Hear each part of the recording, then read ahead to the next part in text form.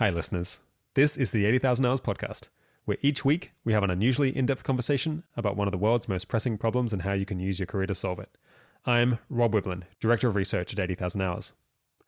Today, we're going to discuss what might turn out to be one of the biggest ideas that comes out of the effective altruism community, with one of the smartest young researchers I know, Phil Trammell.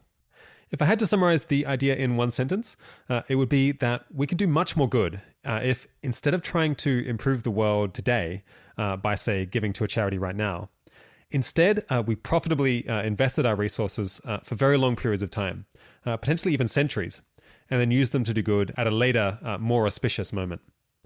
If that sounds counterintuitive to you, I can totally understand that. But stick with us for a bit, because the arguments for that conclusion are actually impressively compelling, and the counterarguments not as decisive as you might think. If the idea is right, it could really be a crucial consideration, and many listeners should consider taking a different approach to improving the long-term future than those that we've highlighted so far. In particular, movement building and then earning to give would look better than they currently seem to me. The ideas in this episode could be so important that we decided to go through them particularly thoroughly so that we would have a resource that people could use for some time. Having said that, though, this episode was recorded several months ago, and if we were recording today, I'm sure there are plenty of things that Phil would have said somewhat differently. This is very much an area of active research, so we may have to get him or a colleague back again to give us an update on their latest thinking in the near future. Just quickly before that, I should mention that as I'm recording this on the 16th of March 2020, the world is in full freakout mode over COVID-19, and I think it's actually right to be. We at 80,000 Hours have been spending a great deal of time reading about this emergency, and we'll be trying to urgently bring you all advice on how you can potentially make a difference. Of course, that advice is going to have to be a lot scrappier than what we usually aim for, but this is an emergency situation, so we have to make do with the best recommendations that we can put together quickly. In the meantime, you can get my unofficial, very personal opinions on what we ought to be doing, unchecked by anyone else on the team, at twitter.com/RobertWiblin. All right, without further ado, here's the brilliant Phil Trammell. Today, I'm speaking with Philip Trammell. Philip graduated from Brown University in 2015, where he majored in economics and mathematics and was awarded the Best Economics Thesis of the Year. He's published research on the theory of rational behavior under decision-theoretic uncertainty, and he spent the last year looking into other fundamental questions in effective altruism at the Global Priorities Institute in Oxford, whose research agenda he actually helped to co-author. One question he's been thinking about in particular recently is the question of when it's best to donate your money, which is pretty natural given that he's taken the Giving What We Can further pledge to give away all of his income above $30,000 US in 2017 inflation-adjusted dollars. He is also a graduate student in economics at Oxford University and regularly writes what I think are very intriguing blog posts at philiptrammell.com. So thanks for coming on the podcast, Philip. It's an honor to be here. And today I'm also joined by my colleague, Howie Lempel, who's going to help me deal with what are occasionally some quite technical issues here. Welcome, Howie. Hi, everybody. Today's conversation is going to focus on the case for and against waiting before having a direct impact. And I guess one could do this either by saving money and kind of earning investment returns and then donating a much larger sum at a later time, or by taking a role where you don't have much immediate impact, but you can go about building your skills and then do something much more impressive later on. But first, Phil, why is this such an important question that people should be giving a significant amount of time to thinking about? Right. First, I think it's just extremely decision relevant. If we're trying to figure out what the best use of a unit of resources is, there's this huge space of possible options, right? A lot of causes we can give to, a lot of interventions within the causes. And if we try narrowing down that space, there are a lot of questions we'll have to ask and answer before we come anywhere close to an answer. But it just seems to me like there's a more natural and sort of high information value way to divide up the space, which is to first ask whether we should be giving now or giving later, or working now or working later. Second, I think a priori, there are pretty strong reasons to think that most of the time one ought to be building up resources to use later. An analogy I like to use is that just as you would expect that the person in need you happen to be passing on the street is unlikely to be the person you can make the best use of of the money in your wallet, and you should sort of try to find another location to another person to wire the money to. We should typically think that the moment we find ourselves in is not the moment at which we can have the most impact. And there's going to be some more pivotal moment in the future for which we should wait. So it's just very decision relevant. I think there are a lot of reasons to take the possibility of waiting to have impact more seriously. So why is this kind of a counterintuitive idea? I guess if you look around, it seems like most people are trying to have an impact right away and perhaps not doing the sorts of things that you might recommend if you thought, wow, maybe we should try to have an impact in hundreds of years' time. Right. Yeah. And thanks for mentioning the hundreds of years point, because that's, so far everything we've said could have been interpreted as meaning you should just wait 5 years or 20 years. But the possibility I think is really underconsidered is that we should wait for longer than a human lifetime. I think that's counterintuitive because, for one thing, most people just don't care that much about what happens after they die. So most like retirement planning decisions and political decisions and everything else that we sort of develop our intuitions around are made on a timescale of, months or years or decades. And just sort of the thoughts and the infrastructure that would be needed to actually sort of explore the possibility of acting on a longer timescale, therefore haven't been explored as thoroughly. There just kind of isn't as much legal infrastructure or economic theory or whatever concerning the question of how to effectively spend one's funds in centuries' time. And what could kind of be the magnitude of the cost or the downside for people who are trying to have a big impact, and I guess the effective altruism community specifically, if we kind of get this question of timing or, of the right discount rate to have about impact and our work kind of wrong in either direction, where we like either try to do it too soon or too late? Yeah, there's in some sense no limit to the downside, because it's always possible that what you do is completely useless. Yeah, exactly. But one sort of fact I think to bring up front and center and kind of highlight the importance of the question is that the U.S. stock market has averaged over 7% annual returns over the past 100 years, and maybe that won't continue, but like maybe it will, or maybe it'll be even higher. If those sorts of interest rates persist for another century, money invested now will roughly double in value every decade, which means it'll multiply by a factor of 2 to the 10 after 100 years. And obviously, you might also expect it to get more expensive to do good over time. But whatever reasons there are to spend rather than like invest for 100 years, they have to overcome this like 2 to the 10, factor in favor of waiting. And that's just after 1 century. So the stakes really are high. What have people had to say about this question in the past? I guess it wasn't completely made up by you. Right, of course. Yeah, so basically everyone thinking about how to do philanthropy right has encountered this problem in some form. And maybe 5 or so years ago, there were a lot of blog posts in the EA community which tried to answer the question of whether to give now or later. But most of them were focused, A, on the specific cause area of global poverty, and B, on the timescale of like a decade or so, right? Not really delving into what we're going to be delving into, right? Or whether to consider giving on a much longer timescale.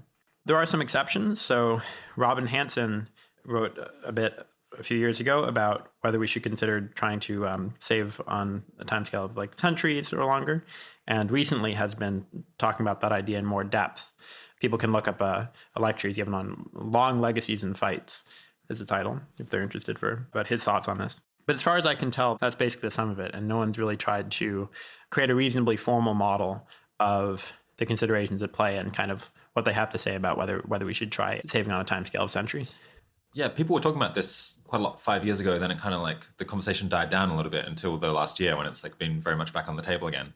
Why do you think that is?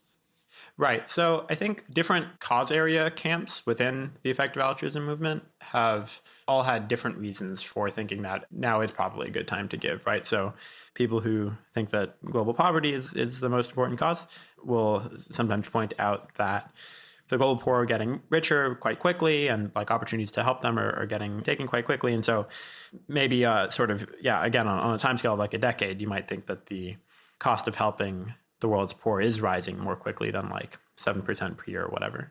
Even that I'm not convinced of, actually. So GiveWell's top recommendation of the Against Malaria Foundation had an estimated cost per life saved of like $3,400 for a while, and now they're recommending Malaria Consortium at a cost per life saved of like $2,000. And a lot of countries aren't experiencing this catch-up growth. So even if on average that's what we observe, then it's still like, as long as someone isn't. Yeah, exactly. But anyway, that was roughly the line of reasoning, I think.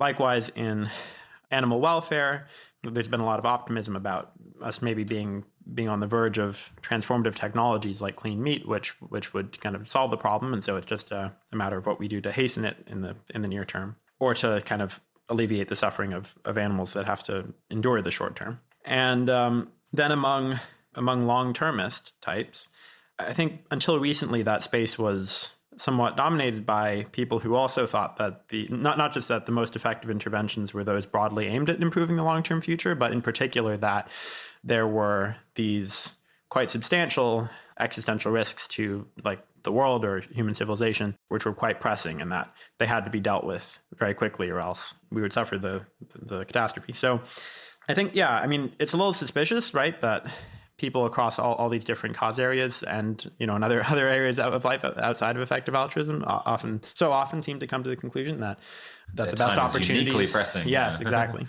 And I think as people have reflected on that, they've started taking the possibility of what you sometimes call low discount rate long-termism more seriously, right? The idea that we should really try just to build up resources for use in the relatively distant future. Yeah, so I think another potential reason that, at least in public, there hasn't been as much of this conversation is that 5 or 10 years ago, the EA community was almost entirely composed of individual donors donating sort of small amounts of money and then all sort of together in public, figuring out how to approach giving strategy.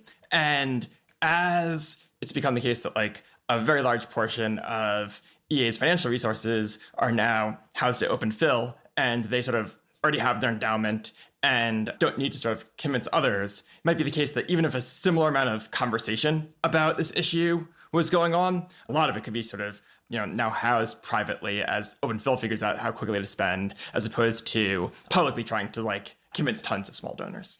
Yeah, that seems like a possibility. All right, so let's maybe launch into this fully.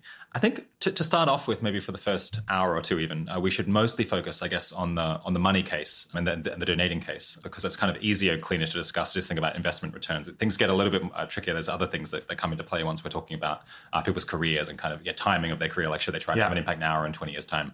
Although maybe we can talk a little bit about careers as we go, but maybe save that for a section towards the end.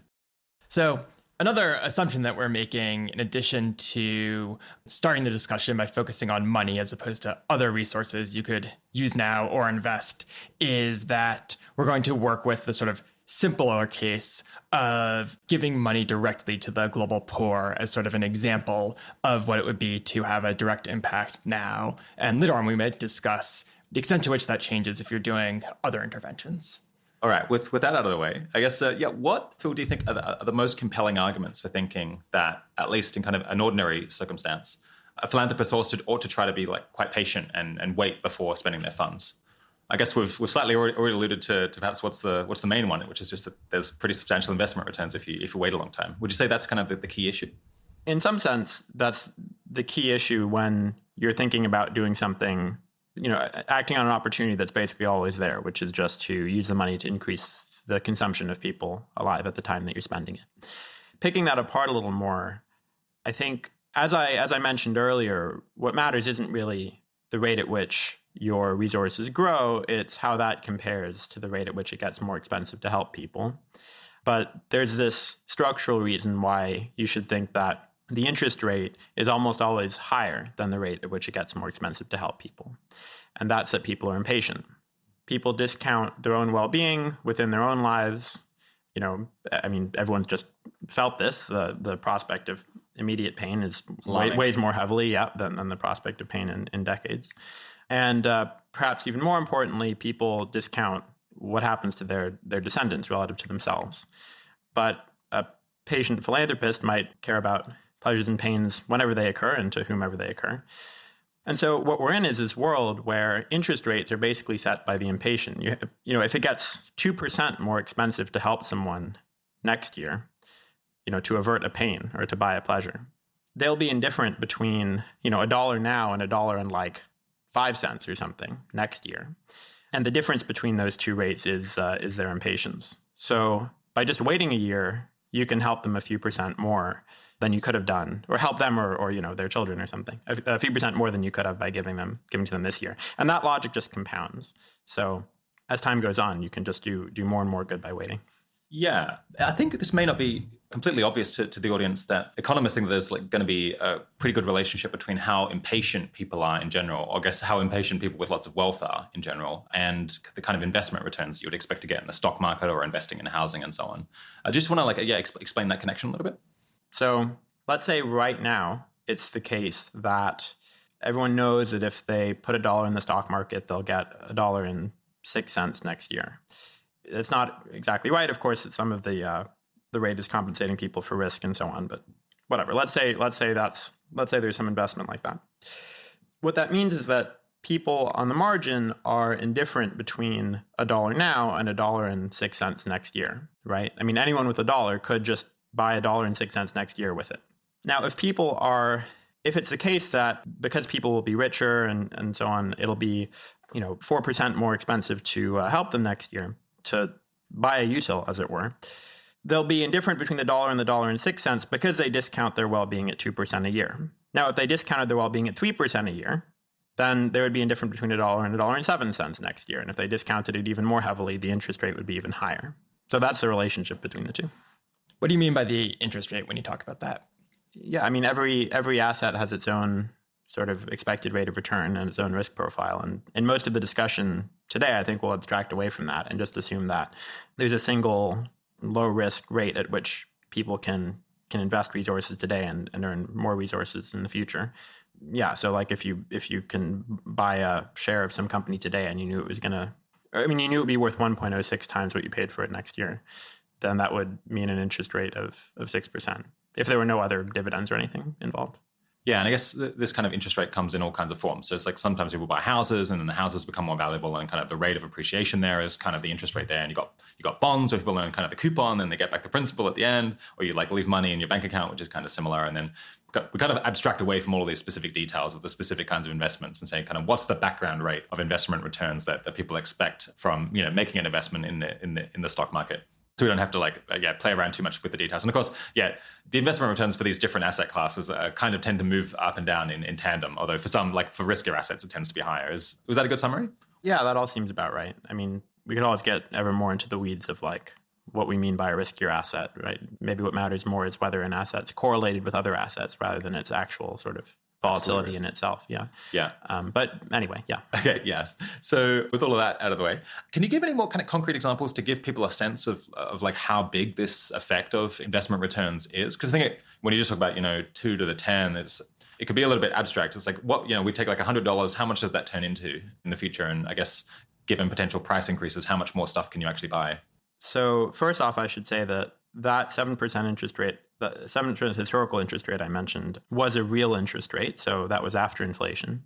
So that means that someone investing 100 years ago could really buy 2 to the 10 times more stuff today, houses and all the rest of it. I mean, maybe it would help just to say that 2 to the 10 is 1,024 and that, waiting 110 years doubles that again. So that's 2,048 and so right. It goes. Yeah. So in a sense, there's like a lot of potential power here. Like if you waited 200 years. Yeah, so I just calculated this out. If you have a 7% return for 200 years, then you have 750,000 times as much money. So yeah, maybe we should use these longer timescales if we want more striking examples. Yeah, is there anything else to say on this issue of just like obviously potentially you should save if you're getting these enormous investment returns and you can have way more in future?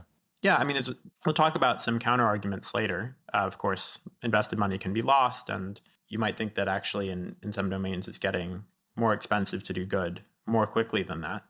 But this seems like a good place to start. Yeah. In the paper that we'll link to, which you've written up about this topic, use these terms. I guess R is the real interest rate, and then then we talk about G, which is kind of the global economic growth rate, right? Yeah. I guess some people might recognize those terms from Piketty and his famous like R is greater than G. I'm sure we've all read Capital in the 21st Century. Yeah, and then in that paper, you also run through this quite striking example where you talk about how even if your goal is to give money, to kind of just transfer money to the world's poorest people, and even if you think that kind of severe poverty is basically gradually getting eliminated in a couple of 100 years' time, there'll be no one who's kind of poor by our standards today, it can still be better to save up this money and then give like vastly larger amounts to people who in the future will be like much richer than we are now, simply because the amounts of money that you can give is so much greater. Do you want to kind of work through that case, which I think I found it quite counterintuitive when I read? Sure. I should say first that, this is assuming utilitarianism. So if you have some what's called like a prioritarian moral view or something that says that the badly off get more moral weight, not just because it's easier to help them, or some other view along those lines, then this conclusion doesn't hold. And also that it's assuming that utility and consumption doesn't literally just plateau at some point, but we can roughly extrapolate the kind of the curve, the logarithmic or other sort of reasonable looking curve out well beyond the observed range, right? But anyway, if it is the case that the logic I articulated earlier continues to hold, right? So the interest rates continue to be higher, a few percent higher than the rate at which you can make someone better off by spending on them, or by giving them money to spend on themselves. Then I think I worked out that in something like 279 years' time, invested money just given to developed world investors would create more welfare than that money given today to the world's poorest. So even if you think that like global poverty will be eliminated, in fact that like the developing world would completely catch up and so follow the same trajectory as the developed world is currently on, you'll still have this opportunity, which is just to like give it to the future rich, who will be very, very rich. In fact, they'll be like 250 times richer if they get 2% richer per year, but you'll be like 165,000 times richer even if you just grow at like 4.4% per year, right? So that's lower than the historical stock market rate of return. And that 165,000 just barely swamps the effect that it gets harder to help them because it'll all be 250 times richer. So that's how the numbers seem to work out. I guess some listeners might be rolling their eyes right now and thinking, oh, are people really going to be this much richer in 279 years' time? Of course, they might not be in reality, but here we're just kind of imagining a toy example where economic growth just continues nicely every year and there's like good investment returns and people are still around. So it's something like the next 279 years look a little bit like the previous 279 years. Yeah, I think importantly, actually, even though that is kind of the simplest way to set up the example, it doesn't rely on growth continuing. It gets stronger, I guess, if growth stops, right? It depends why growth stops. But all that matters is for impatience to continue. As long as impatience continues, this gap between the interest rate and the rate at which it gets more expensive to help people will compound over time. But yeah, right. So if everyone's gotten poorer and you've gotten rich less quickly, right? Or if you even, gotten a little poorer yourself in the meantime, there'll still be this wedge between how much good each dollar does and how many dollars you have that's compounded because of that impatience that was built into the interest rate. So to spell this out super clearly, in this kind of toy example to explain how this might work, we're comparing giving, I guess, $1 to kind of the world's poorest people today, or $165,000 to someone who is, I guess, 250 times as rich as the world's poorest person today. No, not as the world's poorest. Oh, no. As a typical investor in a developed world country. Oh, right. Okay. Well, why not use the example of someone who's very poor? I guess you think that there might be a lot of catch-up growths with their income, and so that complicates the issue a bit?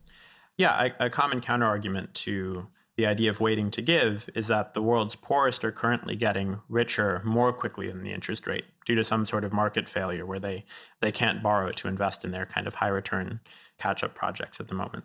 And this is a serious consideration. There are a lot of places that seem to be exhibiting some form of catch-up growth, and microfinance was, my understanding is it hasn't played out as well as it was initially hoped, but it was kind of motivated by this observation, right? It's like you have these poor regions that are growing more quickly than the interest rate. And so you should actually either try to help them now rather than waiting just like 1 or 2 years, or invest in those regions through some sort of like setup that overcomes the costs of implementing, loans in the developed world or whatever. Anyway, the point is, even if you think that there will be this full catch-up growth, right? All that means is that it would be better to give now than to give in a few years' time, right? But once they've caught up, they can't grow faster than the world as a whole forever. Eventually, their growth rate will just equal the world growth rate because they'll just sort of be able to, if they have their opportunities to grow that are higher than the interest rate, they'll just borrow at the interest rate until all those are expended. So we can just sort of fully accept that argument and just ask, okay, well, how long would it take before just giving to future developed world investors does more good than giving to the world's poorest today? I don't think that's the best thing to do. I just think it kind of puts a bound on the argument. Yeah, you're handicapping yourself here by having an intervention that doesn't really make a ton of sense. But then, so your point is is that after 279 years with these assumptions, the investment returns are enough to not only overcome the income growth that people will have over that time, but also the fact that you're now targeting it at just like a person with a typical level of income at that time. But even given all of that, it still might have a bigger effect on welfare. It's just because the amount of money that you have to give has grown by 165,000 fold. Yeah. How, I guess the argument looks stronger if we think about like what would be the most effective interventions that you have available at that time. That could be a potentially pretty huge effect, right?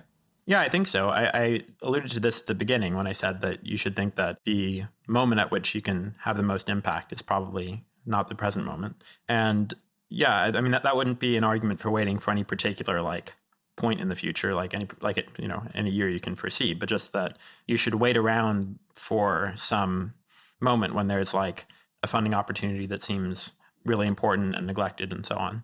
And you should expect those to come and go. And like maybe there are some available now, but unless you think like the most important ones ever available right now, you should probably kind of wait around for a better one. Do you want to just respond to potential skeptics in the audience who might be thinking, oh, like once someone's that rich, like actually money makes absolutely no difference to their welfare? I guess if it does actually make no difference, then that does get rid of this argument. But you're just saying, what if it has a tiny effect? Then it still helps. Right. I would say that it makes sense to have a lot of uncertainty about how to extrapolate the relationship between spending and welfare out beyond sort of the range that we've observed. I could imagine someone thinking that consumption would make no difference to welfare to someone with like our standard of living hundreds of years ago. But I do find that additional spending somewhat increases my well-being. But anyway, in the face of that uncertainty, all of the value of this strategy comes in the scenarios where it turns out that there is a lot that you can do with that much money, even for people so rich. And I think given the uncertainty, pretty much all the value comes from the unlikely case in which there's a lot that we'll learn how to do to create a lot of welfare. So, there could be some like future like technology or like completely harmless drug or something, which is expensive to produce, but which kind of produces a lot of welfare. And in the face of the uncertainty, it's at least ambiguous which way the argument goes. But I think it actually sort of strengthens the case for waiting, because like there is at least some possibility that we'll be able to like discover ways to do a lot of good with a lot of resources. Okay, so another way of thinking about how your influence grows over time is not to think just about kind of the absolute amount of money that you kind of have in this ever-growing bank account, but maybe like what share of all global wealth or what share of all global income you command, which if you're trying to say have political influence or buy things of which there's a completely limited number, then it kind of potentially matters more like how much you have relative to other people rather than how much you have in absolute terms. Do you just want to talk about how that kind of instance looks different? Yeah, I think that's another scenario that's worth considering. And you mentioned Piketty before, who's famous for popularizing the observation that R tends to be greater than G, right? The interest rate tends to be higher than the rate of overall economic growth. The reason for that's related to what I was saying before about the interest rate tending to be higher than the rate at which it gets more expensive to help people. The people's impatience plays into this. For those interested, you can look up Piketty's reasoning or also Google the Ramsey formula. But anyway, the fact is that historically and theoretically, it seems like as you grow, you'll be growing faster than world wealth on average. And so even though your share of total wealth won't be growing as fast as your absolute wealth, it'll still be growing. And so in these contest-like scenarios, you'll do better to invest than to try kind of engaging in the contest at the moment. Yeah, is there any way of maybe quantifying this? I guess I could potentially just throw some numbers into a calculator here where we like imagine what if, R is 2% greater than G, and then think about, how much your share of global wealth has increased over a 200-year timescale. Sure. Okay, so yeah, as we mentioned earlier, if your kind of absolute average, harmonic average investment returns over that 200-year period are about 7%, then your absolute wealth would increase by about 750,000 over a 200-year period. Whereas your fraction of like all global wealth would have increased about 52-fold, which is a lot less impressive than 750,000-fold. But nonetheless, I guess if you're engaging in political activism, you'd rather have kind of 50 times as much money relative to everyone else as just, 1x. Exactly. Yeah, so an example that I found quite neat from the paper was the example of kind of the 100-year lease, which I think gives you a sense of how easy it is to like increase the kind of fraction of influence that you have over the future. So yeah, just to explain the general concept here, it's possible to kind of buy a piece of land and then lease it out to someone else for the next 100 years. So basically then what you're doing is buying the right to that land from 100 years onwards. Can you just explain how the price of that is effectively very different than buying the land right now? Sure. I mean, it's about 10% of the price. The effective price ends up being about 10%. So the 100-year lease costs about 90% what the freehold costs. Yeah, I don't think that land is necessarily the best long-term investment or anything, but it's a good visualization for the ways in which the patient can just sort of bide their time and let the impatient do what they like with the near term and just come to have more say over what happens in the longer term. Obviously, this reasoning compounds too. So at like a 99% discount, if this relationship persists, then you can buy what happens to a patch of land from 200 years onward till the sun burns it up. Yeah, how come no one's tried to kind of buy a city this way? I'm not sure why would someone want to buy a city in particular. I mean, people do invest, right? Which is kind of similar in some ways, or at least lending is just this for assets in general. You tell some impatient person or whatever, well, here's some stuff and you can hold on to it for a while and do what you like with it and just give me back more stuff later. It seems unlikely that the best portfolio will tend to be a single city, but basically every foundation that's lasted for a long time, of which there are quite a number, every sort of long-lasting family trust, maybe you could even count religious institutions, they've all engaged in long-term investments. And so I think that there is that. It's a very polite way of saying they don't do that because it's a bloody stupid idea, Rob. Are there any examples, though, of, I guess, an organization saving money for a very long amount of time and then becoming like much more influential 100 years later than kind of what it was to begin with? Or as just for whatever like practical reason, people haven't really tried this strategy? I think people have tried to implement patient financial behavior in various ways, better and worse approximations of the kind of literal model of setting up a fund that lasts a long time. I mentioned religious institutions before, right? They, in some sense, grow their assets through missionary activity and through the actual purchase of assets and the building of structures that are intended to last for a long time. There were a lot of foundations founded in the Gilded Age of the United States, which have persisted to this day and have grown somewhat. They maybe not quite as much as they would have wanted to, because if they're foundations, they have to disperse at least 5% of their assets every year in the U.S., though trusts don't have to do that. So one could get around that if one thought to set up a trust. There are also some sort of idiosyncratic examples of attempts to do this, literally, that have failed. So Benjamin Franklin, well, not failed, I should say. They haven't all been complete failures, but no kind of amazing successes. So Benjamin Franklin put aside some money for the cities of Boston and Philadelphia to be invested for a few hundred years and then used to build schools there. And I think in one of the cities, I think in Philadelphia, the city ended up spending the money after like 100 years. And then in Boston, they invested it in sort of low return municipal bonds and things in the meantime, which ruined the plans a little bit. But, I still think it's plausible that he ended up doing more good than he would have just by spending it at the time. It just wasn't anything astronomical. Wasn't there some Italian family that tried to do this, where I guess they realized this strategy maybe very early on because they were involved in finance and they wanted to like build a family trust that would just grow in perpetuity and then they'd eventually end up as the most famous family? Interesting. I'm not familiar with the Italian family. I know there is one Holden, someone with the last name Holden, changed it to Holdeen with 2 E's. And wanted all his Holdeen descendants to be very rich. And I think the trust was supposed to disperse to the Holdeens of the world in 1,000 years. And his children ended up like suing the trust after he died, and the judge let them have the money. And one argument they made was that this was like a risk to the world because it would like take over the world. So that's, maybe something of a warning sign. On the other hand, I think the real outright failures have generally been family trusts. Mankiw, the economist, Greg Mankiw has a paper, Yes, R is greater than G, so what?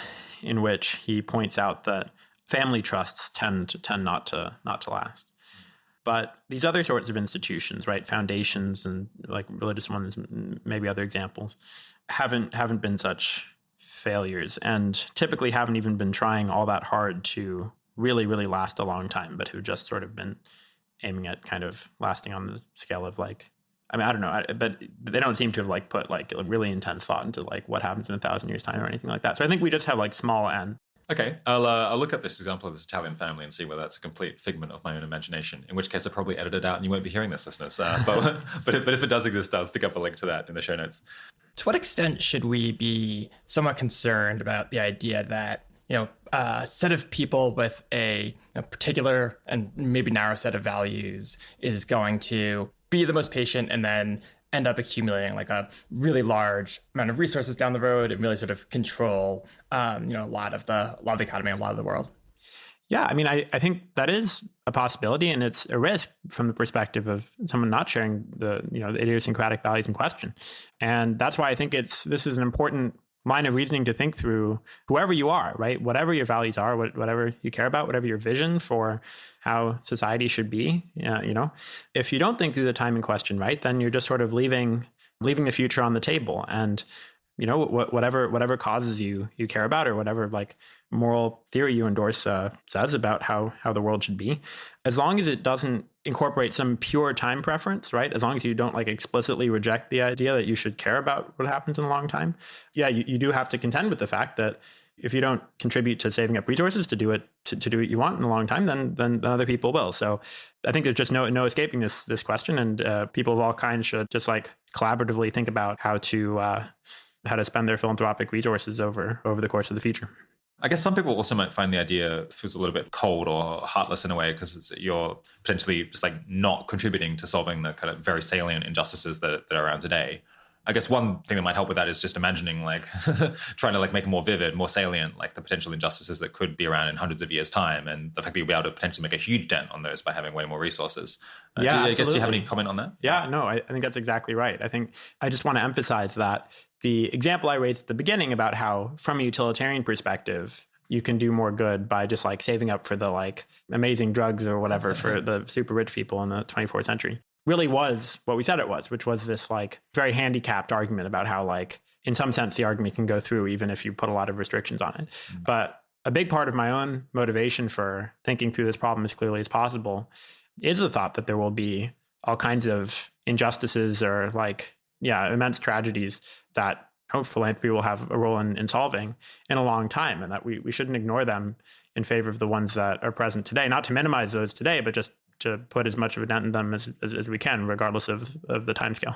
All right, let's push on to another kind of different consideration now, which is that potentially over time we'll actually just find better things to do with the money, and not even just buying bizarre luxury goods in 279 years' time. Do you want to talk about this point? When we look back over the last 1,000 years or whatever, and we wonder whether resources would be better put to philanthropic use by those alive at the time, or invested for use by ourselves or other seemingly relatively thoughtful philanthropists today, we tend to think that the latter would do more good. So just by raw induction, by a sort of outside view, we should defer to our inheritors' decisions on this front, right? We should expect that they have more information or have just sort of reflected more on what is good or something. Also, we have been learning more about how to do good empirically in a variety of domains, right? So the whole field of development economics is relatively new, just sort of a few decades old, and it's already undergone a number of like revolutions of thinking of, how much to prioritize randomized controlled trials and other methods. And I think we're still improving our ideas on that front. The whole idea of improving the welfare of farmed animals is like a relatively new philanthropic concern, and we're still learning a lot there.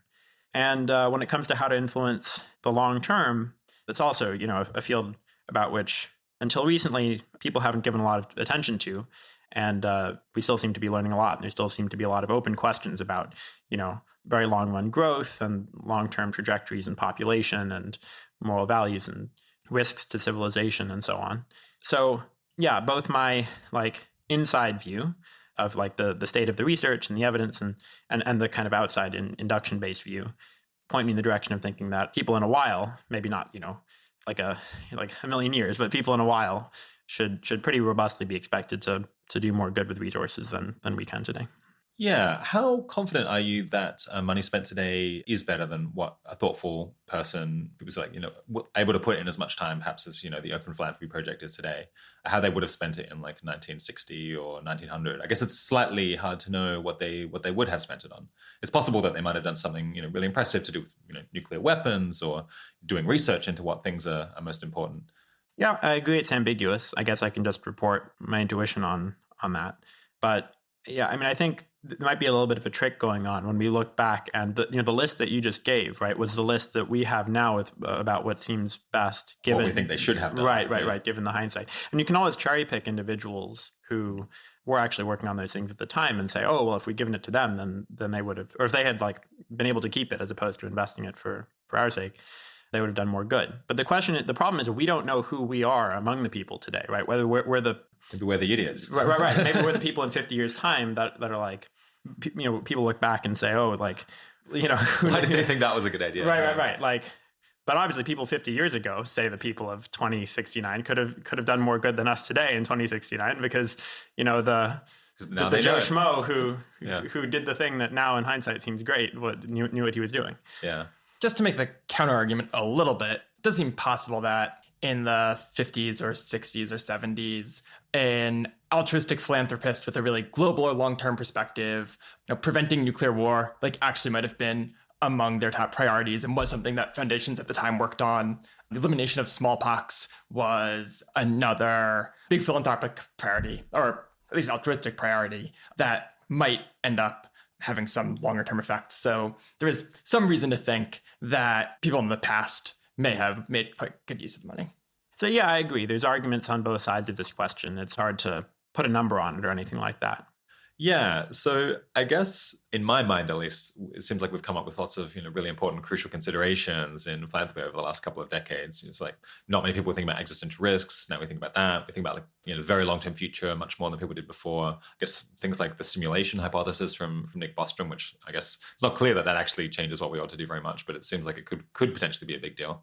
Are there any other kind of crucial considerations that stand out? And maybe should we expect to have kind of big revolutions in how we think about how to do good over the next couple of decades? Yeah, it seems clear to me that we should expect about as many revolutions as you think we've had over the past few decades. I don't think there's any big milestone, any big finish line that we crossed. And I've become an adult now, Phil. Right. It's basically all over now. I think we've figured it out. at least I won't change my mind. Right. Some evidence in favor of thinking that we're likely to change our minds in the future is an experience that I had that I think a lot of other people in the effective altruist community have had of, a decade ago having very different priorities than today. So there are, I think a lot of people also have the experience of giving mostly to global public health and anti-poverty work 10 years ago, and then heard arguments for working on interventions geared more towards the long-term future, geared more toward X-risk reduction recently. And so if you have a ton of people who made that change over the last decade, you should feel pretty unsure about what you might learn in the next few decades. Yeah, exactly. Obviously, this argument can't run forever because, there's going to be some sort of stabilization of views after which you do get to feel confident that you're doing something you won't come to regret. Maybe if we haven't come up with any crucial considerations after 100 years or something, then we should go ahead and start giving. Formalizing what exactly that number is, that's the domain of an academic field called optimal stopping. Someone wrote a popular book on this stuff called Algorithms to Live By. The author, you had him on the podcast. Yeah, Brian Christian. Right. One of our most popular episodes, actually. Oh, really? Yeah. So I'd love to see work kind of, seeing how optimal stopping models apply to the question of like timing philanthropy and learning. But in any event, just intuitively, it seems like we've been coming up with them quickly enough, recently enough, that it's just obviously not, that we haven't crossed any sort of finish line. So far we've got just the absolute amount of money you have is increasing at a hell of a clip. Then we've got your fraction of all global wealth is increasing pretty fast. And then we actually have very good reason to think that in the future we'll be wiser and have better ideas about how to spend the money. I guess a fourth consideration is that there might be, moments in the future that are just more important where, even setting aside what there's just going to be greater opportunities to have an influence. Do you want to, I guess you call this kind of hinginess, although some people are not huge fans of the term and maybe we should find something that sounds a little bit better. But yeah, so Derek Parfit, the late great philosopher, made the claim in this book in 2011 that we were living at the hinge of history, right? And this is a claim that right now, the actions that we take will determine whether we survive as a species, whether we misuse nuclear weapons and other dangerous technologies or use them to last a very long time and perhaps even colonize space. So yeah, that's an argument for now, plus or minus like a few hundred years or something, being a really important episode. But it doesn't seem to me like this binary thing, whether you're either at the hinge or you're not. It seems like looking back through history, one can identify peaks and valleys to this property of being an important time. Some key battle in World War II was a very pivotal moment. So yeah, just out of deference to that phrase, I like to call this hinginess, but that's the idea. And likewise, looking ahead, one might wonder whether instead of spending now, we should be saving up for that key battle in World War III or something, or the Constitutional Convention after World War III that will, changing one letter of which will be, baked into the world government that lasts for however long. And I think likewise, one might try to estimate, how big those peaks and valleys are from looking back over the past few centuries or something. But it's funny because other people have noticed that they were living at really, really important, really hingy times in the past as well. So there's this great quote from John Adams, right, that he foresaw that as he was helping to write the U.S. Constitution, that he was setting up institutions that would sort of govern a large part of the world for thousands of years, and that would influence the institutions that followed them. And so far, it seems like he was right in a big way.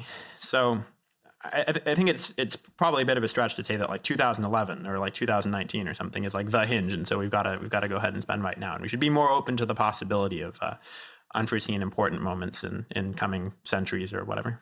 And I guess to be clear, when we're thinking of kind of hingy moments, pivotal moments in this kind of context, we're not just thinking of like an election that might affect the next 4 or 5 years, but things like constitutions where it could potentially last hundreds of years, or I suppose conceivably, tracks that we could put humanity on that would just like last indefinitely as long as kind of humanity and its descendants continues. So we could be talking millions or billions of years here. So this could be like really crucial moments. Yeah, I think that's right. It's often hard to know just how long-lasting a given change will be, right? Because, a constitution or a religion or something can, in subtle ways, shift the thoughts and behaviors of the people setting up the institutions and value systems and so on that will replace them and so on.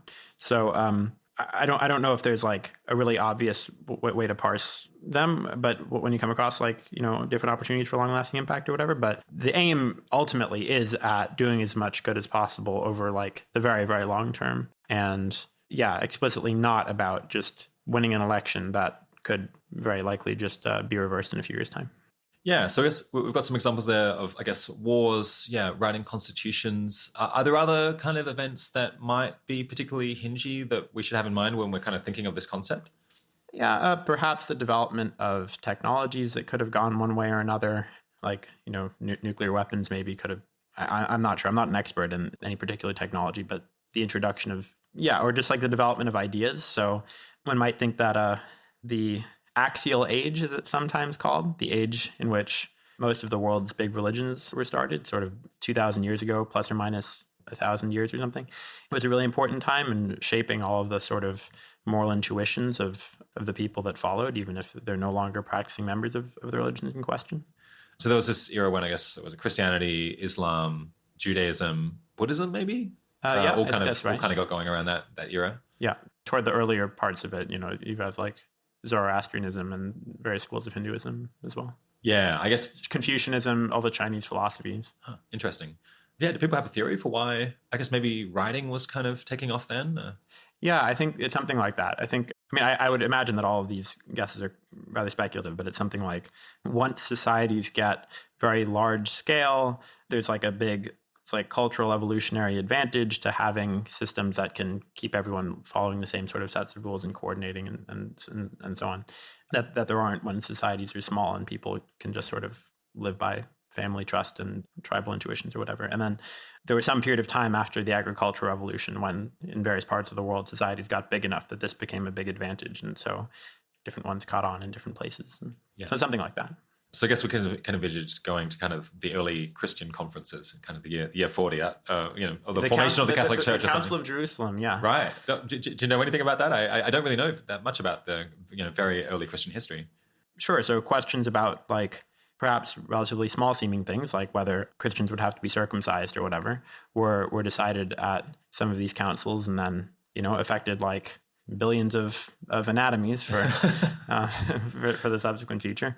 So a lot of this stuff just wasn't revised later on. It really got stuck in. Yeah. That's an important point. So for a moment to really resemble a hinge, right? Be really, really pivotal, it has to have some element of lock-in. So you make the change and it lasts for a long time. And I think an argument for this religious age being particularly moment is that religions do have sort of an endurance to them, right? Like once a rule gets set, it's like it has some sanctity. And so it's not going to just be changed willy-nilly.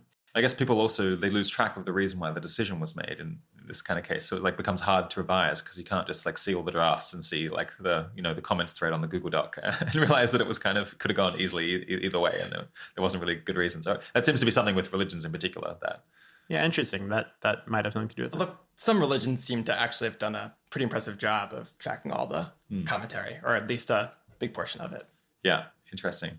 So something that seems to be the case with kind of all of these examples, when we look back, is that we can be like, oh, it was like this potentially quite narrow period of time in this like specific location, which was very hingy, which like sometimes differs, I think, from people talk about, this century is going to be like especially hingy. They're talking about like a very broad amount of time in a very broad amount of space. And maybe what they mean to Stillman it is like, well, there'll be important moments in this century, but maybe there'll be only one year in particular that's especially important. But that does seem to potentially change it, because if you think there is a difference between it's this century and it will be the year 2057, because then you'd be like, wow, we should be like saving now if it's going to be 2057. Yeah, I think that's an important point. So there's been some like online discussion about whether we should really think that this is like the most important century ever or something, or the next few centuries are the most important time ever. As far as I can tell, in a lot of people's minds, this is an important crux of the question of whether to try having impact now or doing something really broad-based, like saving money for a long time, or just kind of growing a movement of reflective philanthropists that isn't centered on any particular project, but just aims to sort of grow over time. And I don't think that's quite right. I mean, so to go back to that Parfit quote, he says, if we navigate through the next few centuries, right, then things will go really well. And if not, then we'll blow ourselves up. And that's what makes these few centuries the hinge of history.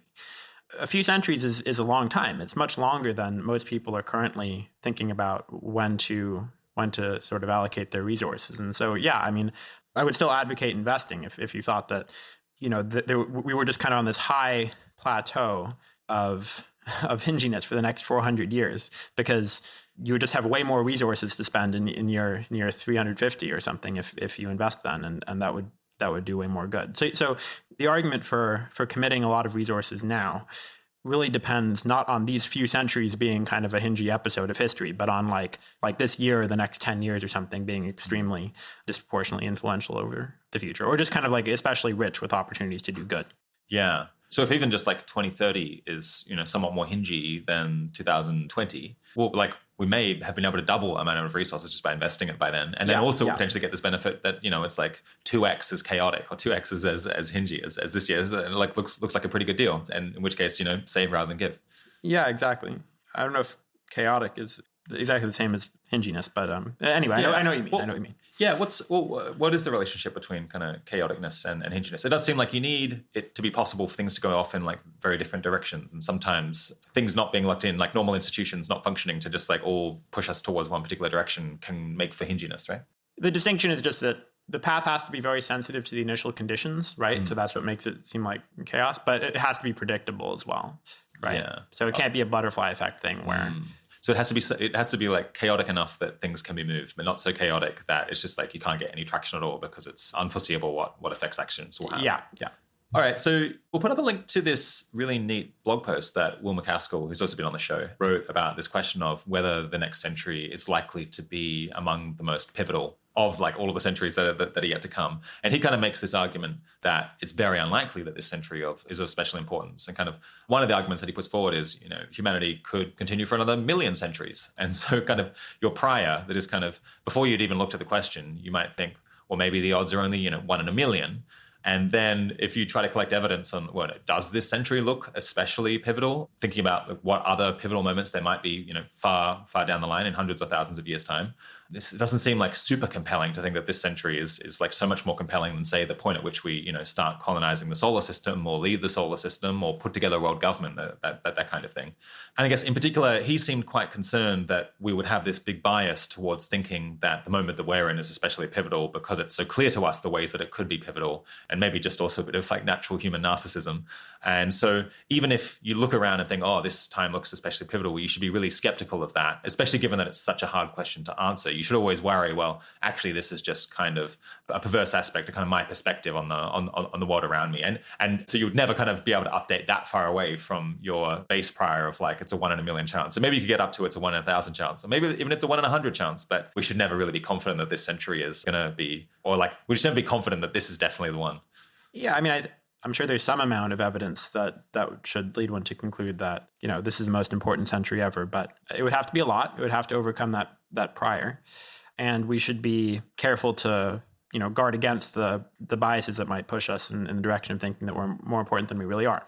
That said, the argument for spending doesn't really rely on this being the most important century, because I think there is some background rate at which invested assets will, do run the risk of getting stolen, or your inheritors drifting from the values that you would have wanted the resources to be put to.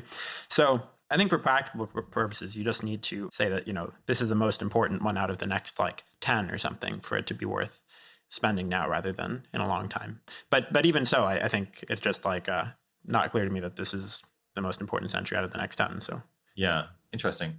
I have to admit, this is it was a very nice blog post by Will, and then the comments were also like very good for internet comment sections. There was a few really good points they made.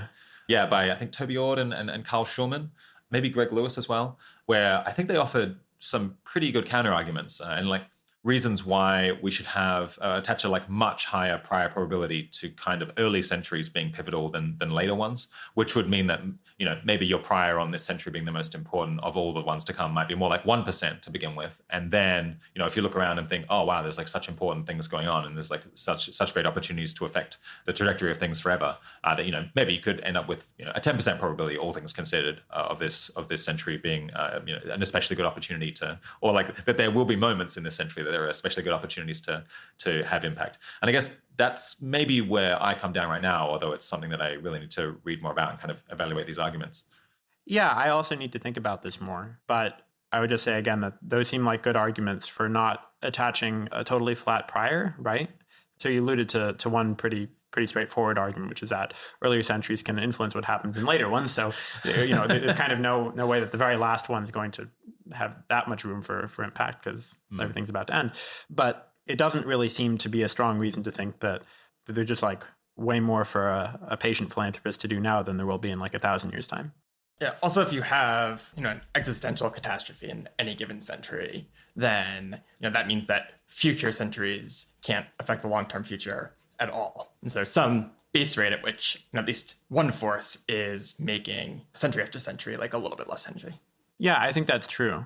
This might be a good time, though, to bring up perhaps a somewhat subtle point that's kind of, I think, central to all this, which is that at least some of the forces making a given year or century, hingier, or like making it seem more favorable to spend now than to wait a year, should be expected to be reflected in the interest rate.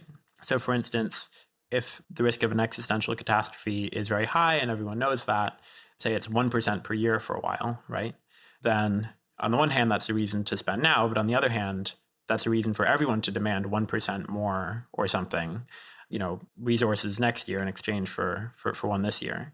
And if everyone's kind of seeing things the same way, then you should be back to being kind of indifferent between spending now and spending next year, except for that just like impatience bit, which would kind of still leave the interest rate even higher than like what would be justified on the basis of the extinction risk. And I would say that to maybe a lesser extent, the same things are true with respect to other sources of lock-in, right? So if we're on the cusp of a world government and everyone's fighting over what will be written into its constitution, you're going to have a lot of people trying to borrow, right, so that they can hire their lobbyists and sort of, fling them at that effort. And so the interest rate will be very high. And so it's still sort of not clear whether you can do more by spending now or by waiting. So that's kind of what theory would say. But is that what we've seen historically? Like during the Cuban Missile Crisis, was there a sudden like spike in interest rates? And, during World War II, did like interest rates go up a whole lot? Or when the US Constitution was being written? Well, I think they did in World War II. Okay, yeah. Right. I mean, there's all this effort to like get people to buy war bonds and stuff. Yeah, right. But I think the key is, I mean, we'll get to this a bit later when we talk about the timing of career efforts, right? But different kinds of resources will sort of be able to exact different amounts of influence at different times. So even though we've been talking in broad strokes about hinginess as if it's like the single thing that fluctuates over time, that might be true sort of broadly speaking. But if you look at like, there'll be particular assets that are like hard to convert into others very quickly. And so like from time to time, some might be temporarily much more influential than others. And during the Cuban Missile Crisis, in some sense, it was like pivotal, but like it doesn't seem that money could have done a lot to change how it went. It was more like US presidents and like other world leaders, right? Yeah. And so like, yeah, there's not really like a market for those. But if there had been, I would certainly have expected the interest rate to have been very high around the Cuban Missile Crisis. Yeah, that makes sense. I guess there's this other reason that you might expect the interest rate to go up, which is that people are worried about dying. And so they're like, well, now I'm going to throw a party, like cash out my investments because, there may not be a tomorrow. Yeah, so if it was known at the time during the Cuban Missile Crisis just how risky it was, then you should have expected interest rates to spike around then. And there, yeah, I think it wasn't known, so interest rates didn't go up that much. And I think even if people had known, even if people had thought there's a 20% chance they're all like about to go up in smoke and my investments won't be worth anything because there won't be a stock market, I do wonder whether there really would have been such an increase in, asset prices would have changed all that much. Because like you're like a rich person at that time. What are you really going to do with all the money? You like cash it all out and then there's just no way to spend it fast enough over that like period of a week. Like for like an epic party, you don't even have time to organize it. There's nothing you can really do to blow your money that quickly.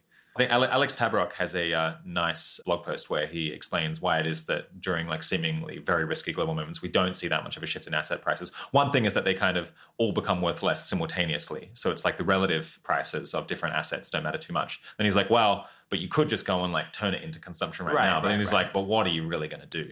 Yeah, at least over a period of a week, right?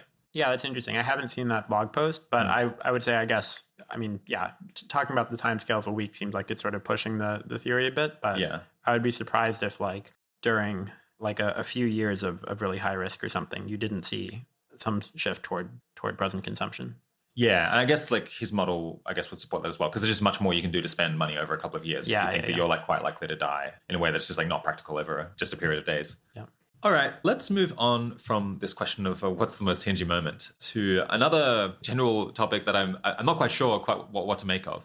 But let's just say that we're very uncertain about like what will be the growth rate of the global economy, what will be the interest rate, like when will the most hingy moment be?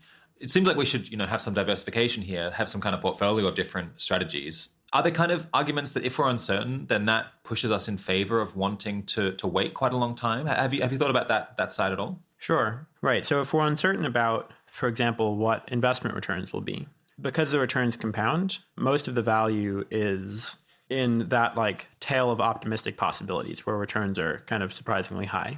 So it's much better to invest when there's a 50% chance that returns will be zero for a few hundred years and a 50% chance that they'll be 10% per year for a few hundred years than to invest when you know they're going to be 5% per year for 100 years, because 10% per year is just so much more impact. And likewise, if you're not sure what the expropriation rate will be, what the value drift rate will be, what the rate at which we'll be able to come up with the sorts of institutions and technologies to really stably fund causes over long time periods will be. Most of the value is in the cases where that rate is low. And so if it turns out that the rate is close to zero, you're able to set up that trust that does good over like thousands of years' time. And if it turns out that it's high, then it just dies in a few years.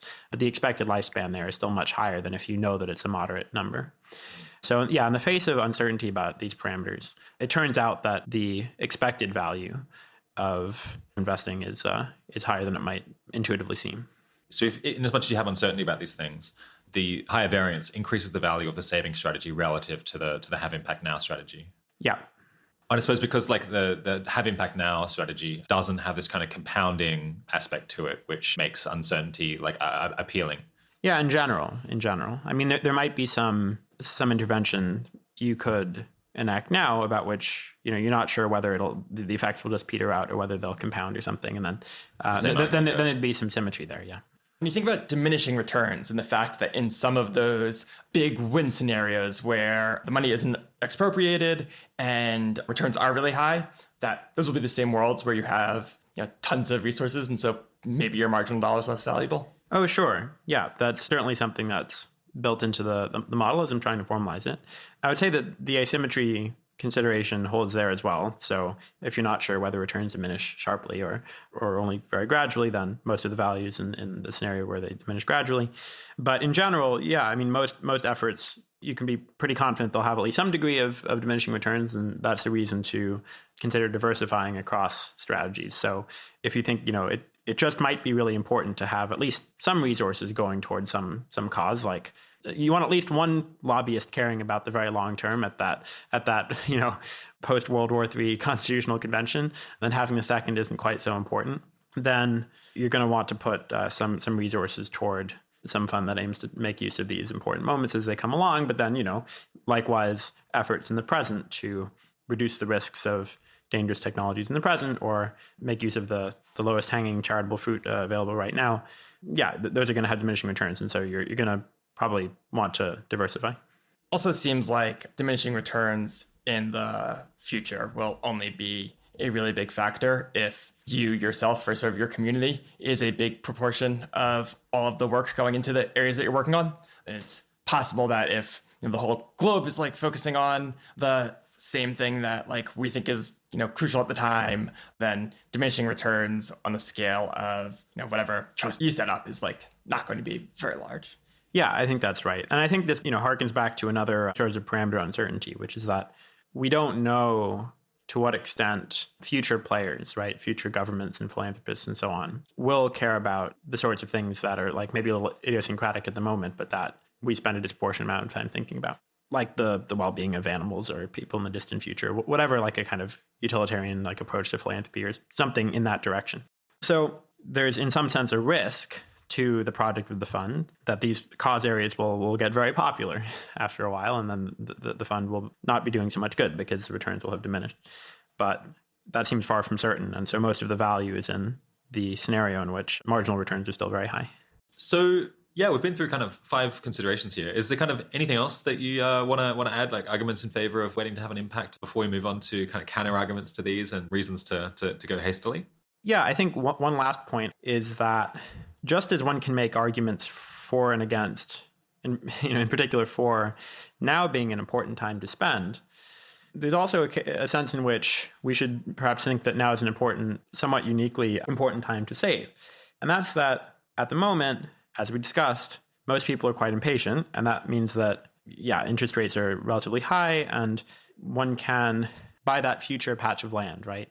And one can really buy, in some sense, the right to determine what happens to, a lot of the Earth's resources well into the future from the current owners of those resources who don't care so much about what happens to them, right? You can just lend at a high interest rate. That can't really persist forever, right? As time goes on, you would expect patient actors to take advantage of this opportunity and come to own more and more of the world's resources. And if you just sort of play that forward, ultimately you might expect everything or something approaching 100% of the world's assets to belong to the patient. And when that happens, this opportunity will be gone forever, right? So that strikes me as a reason to really think that this too might be a fleeting opportunity. Yeah, so I guess you're saying that we have this brief moment in time, or at least of the time remaining, when we might be able to take advantage of this opportunity. And if we wait a couple hundred years, it might be gone. We might have forever given up the chance to save and have a much larger influence later on. That's right. I guess that seems slightly odd because you think it's kind of interest rates in the past, at least since we started having lending, have kind of always been high. So maybe you're saying this is a special moment in that it's this is maybe the last window to get in on this opportunity. It's been around for 5,000 years, but so then it would be it's a bit of an interesting claim to say, well, but it's going to disappear. Right. Yeah, that is a good point. I mean, I would say that what needs to happen is institutions need to be stable enough, right, for property rights to be secure for long enough for the patient really to be able to take advantage of this opportunity. And if it's the case that someone in ancient Greece or whatever could have tried this, but then would have just sort of gotten pillaged by the Persians a few years later and so on, then it would still have been a high expected value strategy, right? But interest rates would have just been really, really high because you get pillaged every few years. And the expected lifespan of these of these efforts would have been very short, right? And so we just wouldn't really have expected any of them to last. But now interest rates are lower, property rights are more secure, things are a lot more stable. And it could be that they get much more stable, right? Like if nothing goes too far wrong with the US and China or whatever, like we could be on the brink of an era in which foundations, just like American foundations, have managed to last for centuries. Yeah, that efforts of this kind could just like last for 500 years or something. And then they really would start coming to own a like substantial fraction of the world's assets and stuff. So I wouldn't say this is all that likely or obvious or whatever, but it just seems like a possibility worth considering. Right? Like maybe we are kind of in like coming somewhat near the end of the era when this is possible. Yeah, interesting. I guess this is kind of an aside, but I've seen papers arguing that people are inclined to massively overestimate the real rate of interest or the real return on capital because they often look at stock markets that still exist today and they tend to ignore like the Russian stock market and the Argentinian stock market and the German stock market, like many of which went to zero. Yeah, so there's kind of this survivorship bias that you get. And if you like include those, then the real return on investments goes much down. I mean, I suppose you might think, well, the 21st century will be more stable because it seems like we've had fewer conflicts. But I guess there's also, always a risk of nuclear war that will put a lot of stock markets down to zero. Yeah, so that is a good point. For the toy numbers I use in the paper that we discussed, I don't use that 7% number from the US stock market because I think it is to some extent subject to the survivorship bias and so on. And in fact, returns have been declining and growth has been declining, at least in the developed world. But on the other hand, there are opportunities to earn above market returns, which one can take advantage of if one is sufficiently patient or willing to tolerate like volatility and so on, because one's aiming to invest for a long time, right? So you can kind of invest in highly leveraged assets, and you can ride out the highs and lows much more than someone who's saving for retirement can. Yeah, exactly. And also, just if you're sufficiently big, you can invest in certain investment opportunities with some fixed costs getting into that like smaller players don't have access to. So if we're thinking about like what the community of patient philanthropists as a whole perhaps should do, right? What OpenPhil should do or something, you might expect them to earn even like higher than the stock market returns on average over the long run, like US university endowments have historically done. So I'm not sure how all these considerations push on balance, but yeah, I mean, I think the reasoning goes through even with substantially less than 7% returns. All right. So I feel like we've done a pretty good job here for the last hour of kind of laying out the reasons in favor of waiting to have an impact. So let's turn now to kind of arguments in favor of having a greater sense of urgency about having an impact. And it might be convenient to kind of split this into two different sections. So one will be like counter arguments to what we've been talking about so far, and then maybe we can move on to kind of independent, freestanding arguments in favor of trying to do stuff right away. Sound good? Sure. All right, yeah. So I guess a counter argument that probably a lot of people have been shouting into their iPhones or podcasting software has been that you could potentially have a lot of impact now by kind of building a movement or recruiting people or like spreading ideas, like engaging in advocacy that kind of grows the amount of resources that are focused on the things that you're interested in. And of course, it's like seems better to start building a movement sooner because you get this kind of compounding growth that might be well above the kind of 7% or 5% or whatever that you can earn on the stock market.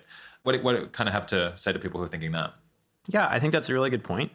In fact, yeah, in this write-up we keep referring to, I do try to make it clear that by investment, I really am explicitly including things like fundraising and at least certain kinds of movement building, which have the same effect of like turning resources now, not into good done now, but into more resources next year with which good will be done. I would be just a little careful to note that this has to be the sort of movement building and advocacy work that really does look like fundraising, in the sense that you're not just putting more resources toward the cause next year, right? But toward the whole mindset of either giving to the cause or investing to give more in 2 years' time to the cause, right? You might spend all your money and get all these recruits who are like passionate about the cause that you're trying to fund next year. And then they want to do something. But then they just do it all next year. The fools. Yeah. Right. And I don't know exactly how like high fidelity in this respect movement building tends to be, or like EA movement building in particular has been. Yeah. So that's one caveat. I guess another one is that when you're actually investing, you're generally creating new resources, right? You're actually like building the factories or whatever. Whereas when you're just doing fundraising, or what movement building, you're just diverting resources from where they otherwise would have gone. Redistributing them from some efforts to others. Yeah. And so you have to think that what people otherwise would have done with the resources in question is of like negligible value compared to what they'll do after the funds have been put in your pot. And you might think that if you just kind of look at like what people are spending their money on in the world as a whole. I mean, you might not, but you might. And if you do, it might seem like this is a safe assumption to make, but the sorts of people you're most likely to recruit, right, are the ones who probably were like most inclined to do the sort of thing that you wanted anyway, kind of in their own, on their own. So I think it's probably, my intuition is that it's easy to overestimate the real returns to advocacy and movement building in this respect. But I haven't actually like looked through any detailed numbers on this. It's just a caveat I would raise. How do you think about changing the sort of character or trajectory of the movement that you're concerned about, as opposed to just sort of making it bigger? I suppose I haven't thought about that explicitly, but I suppose it would just, like a simple model of that might be that if you just change the direction it's headed in such a way that kind of multiplies everything they do by some factor, right? If you kind of like make everything that they do twice as effective or like 1% more effective, then it kind of like multiplies all their resources by 1% times that diminishing returns number, we discussed earlier. And then it proceeds from there. Yeah, I mean, I definitely feel the force of the intuition that this is a good thing to do, right? Like, I think that to some extent, the effective altruism movement might have been over prioritizing spending rather than investment. Even broadly speaking, investment like movement building and so on. And I hope that I'm kind of improving people's thoughts about that question and thereby kind of multiplying the effectiveness of the movement as a whole by some extent. So, in a sense, you're in furious agreement with the people who are saying, oh, we should work on like advocacy or movement building, at least for a particular kind of building a movement or promoting ideas. That is, building a movement that then just spends like more time building itself even more, or like focuses in large part on that to just like keep on getting these compounding returns. But you can imagine what this looks like in 10 years' time, which is like you're turning into some kind of multi-level marketing scheme or some kind of Ponzi scheme where just all that anyone does is promote the ideas. And then when everyone's like, should we have an impact? They're like, no, don't have an impact. Like, we just have to build the thing. Wouldn't we then kind of need to have people actually doing useful things in order, or like instrumentally maybe, in order to like promote the ideas, in order to avoid looking like a ridiculous group of people, and also to like actually find out whether it's an idea worth promoting at all or whether you should move on to something else? Sure. I think the question is just about the rate at which one should be spending and sort of picking that like low-hanging fruit for impact or for learning. Yeah. So like, what's the right balance? Yeah, exactly. I'm not saying that it should be all about investing. Though, I mean, there are cases in which it should literally just be investing if like the returns are high enough and if enough other people are picking the fruit that you would have picked. Yeah, I mean, it'll never really be, I mean, if people are thoughtful about it, it'll never really be a Ponzi scheme, right? The model does close. There comes a time when you're big enough that I guess the returns, there's no easy ways to grow anymore, or you're plateauing out. Yeah, well, you could be plateauing, but it could also just be that because of the diminishing returns to spending, even if you could still grow your asset 7% by waiting another year, you'll be growing your impact some tiny fraction of that, and so it actually becomes best to start spending. Yeah. So it's just one of those things that unfortunately might like kind of look like a Ponzi scheme for a little while, but wouldn't literally be one. That said, yeah, I mean, I guess I place some weight on the consideration you raised that it would look bad and that counts for something. But I don't intuitively place a lot of weight on it because I think part of the whole like brand appeal of effective altruism in particular is that, it's like, oh, we're the people willing to do the thing that the numbers said was best rather than what kind of looked best on a like 30-second glance. And, none of the reasoning is going to be secret. I mean, if this is what, a lot of people end up doing and people ask why, then there'll be a link to a paper. There'll be a link to an online little tool, right, which we'll link to. And you can all play around with if you like to clarify your own thoughts about the rate at which you think patient philanthropists should be investing versus spending. Maybe some 3D visual, diagrams, maybe a virtual reality headset in 10 years that'll let you. I mean, once the idea is communicated, I think if it's true, it'll be compelling and it won't seem fishy. Yeah, well, I think it definitely will seem fishy. I mean, I guess maybe I'm just a bad person in the effective altruism community because I feel like I'd be very concerned about a group that was dedicating like almost all of its resources just to self-promotion. You'd worry that it was like going to be like very impractical, or that you build a bunch of people who are like very into this kind of theoretical model of like when to have impact, but like wouldn't actually really know how to accomplish stuff, and at some point it would break down, like the right ideas wouldn't be transmitted. I guess also it's just like the outside view is that groups that look like this are almost always in the past have been scammers. So yeah, I'll definitely have some like concerns, and I might want to like try to create a thing that was similar, but like did invest something in like trying to do good right away. Yeah. So like I said, there will be that like low-hanging fruit for learning opportunities and so on, which you should actually pick as you go along. And yeah, I think maybe I should put more weight on that outside view consideration as well. But yeah, we shouldn't just be like dictated by it. Yeah, PR concerns. To be honest, maybe what I'm saying isn't true, because I remember back when I was first finding out about effective altruism and 80,000 hours and all that kind of thing, I was very impressed with the fact that they were thinking about this timing issue and were like open to the idea of saving money for extremely long periods of time. And that was kind of a hot issue in the community at the time. Although, yeah, I suppose I might have been disturbed if that was actually what was happening, then just everything was going into the bank account. I do really want to know who the trustees are of this bank account. Yeah, like you're prior on some like community that is just getting like richer and richer and richer. Eventually just giving away all of the resources and using it altruistically is like, for most people, probably incredibly low. So like, I don't know, doing some work sooner just to like demonstrate the fact that this actually is a community that like cares about these things might, be pretty important. I guess a huge endowment might also kind of attract predators who would then try to take it over because they would see an opportunity to grab a whole lot of resources that are just sitting there. Yeah, that is an important consideration, which should just be built into the model, I think, right? Like maybe the expropriation rate isn't constant, but grows with the size of the fund. On the other hand, I'm not super sure about that. I've heard a lot of people raise that point and point to some, historical examples of large funds that have gotten expropriated or whatever, but seems like you could always fish in it if that was the case. Just split it into two whenever it gets to a particular size. Yeah, that's one point. Another one is maybe you have more to spend on preventing getting expropriated, right? Or even just kind of on like, I don't know, hiring mechanism design theorists to think about how to avoid, value drift in some way, or legal scholars to make it easier for people to sue the fund if they don't abide by their original objectives and things like that. So this isn't to sweep this under the rug. It's like very worth considering. I just don't know exactly which direction it ultimately points in. Yeah. Okay. Yeah. We'll talk about the kind of risks involved in trying to actually build this in just 1 second. But first, just kind of research into crucial considerations and research into optimal timing and research into like global priorities research. Does that all kind of count as like an investment in the same way that movement building does? Because it's an investment in knowledge in the future that you'll be able to use in perpetuity. I'm a little wary of just calling everything investment. This does seem like a common tendency, right? People will say, "Oh, like I'm not spending now. I'm investing in our children by building schools or something." And went to this fancy restaurant to invest in my image, which I then used to get a job. Yeah, right.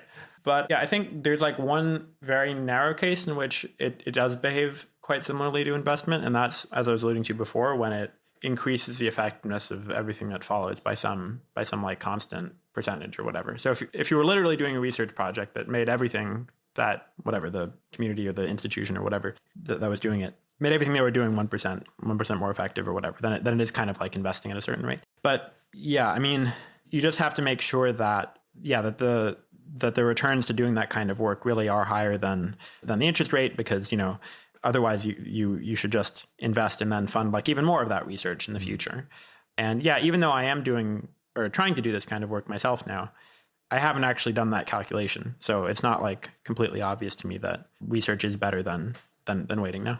Yeah. I mean, it certainly depends on the kind of research and so on. But except, of course, there's one kind of research that can't be delayed, Phil, which is research on optimal timing and optimal distribution of effort. Exactly the work that you do, coincidentally. Right.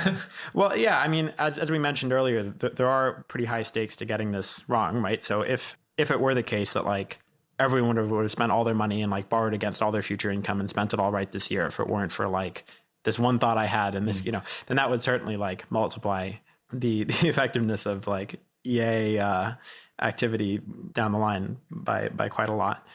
So I do think it's important. I mean, I didn't pick the topic at random. I picked it because I think it's important, but it's just easy to say that what you're doing is important without actually comparing it to this natural baseline of investment. And that's what I'd encourage doing, even though I haven't actually literally done it in this case.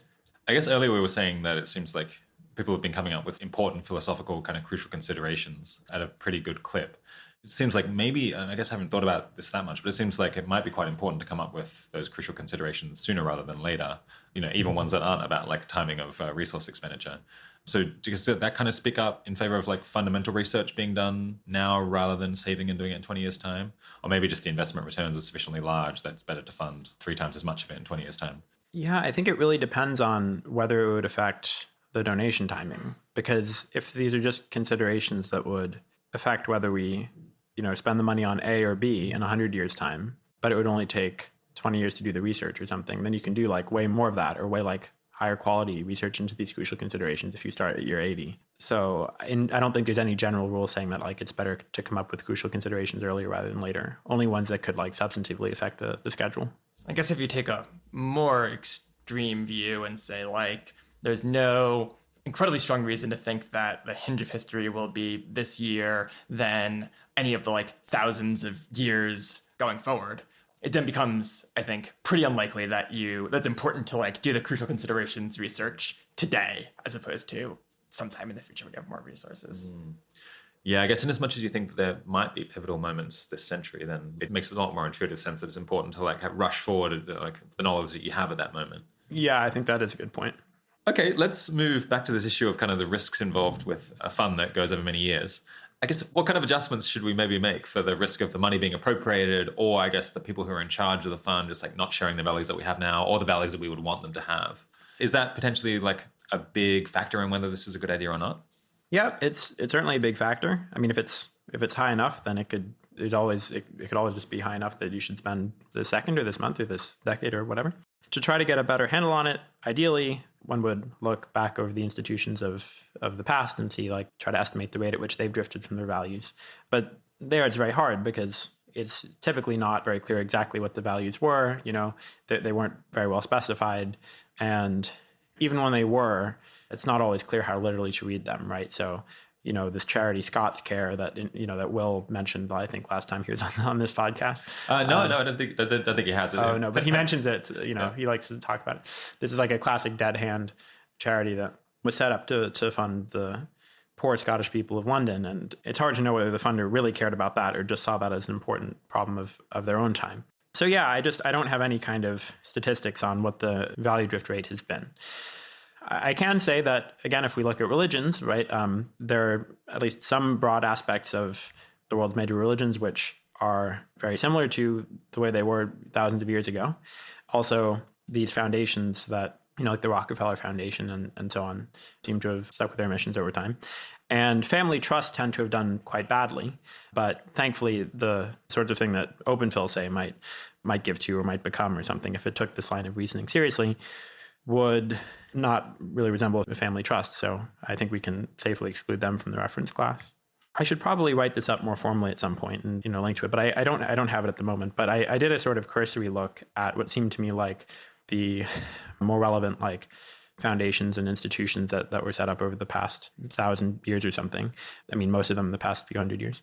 And I came up with a very sort of tentative value drift / expropriation rate of 0.5% per year for ones that were explicitly aiming to like last a long time and hew to a relatively well-defined set of values. So they tend to last something like 200 years before I would say that they had drifted.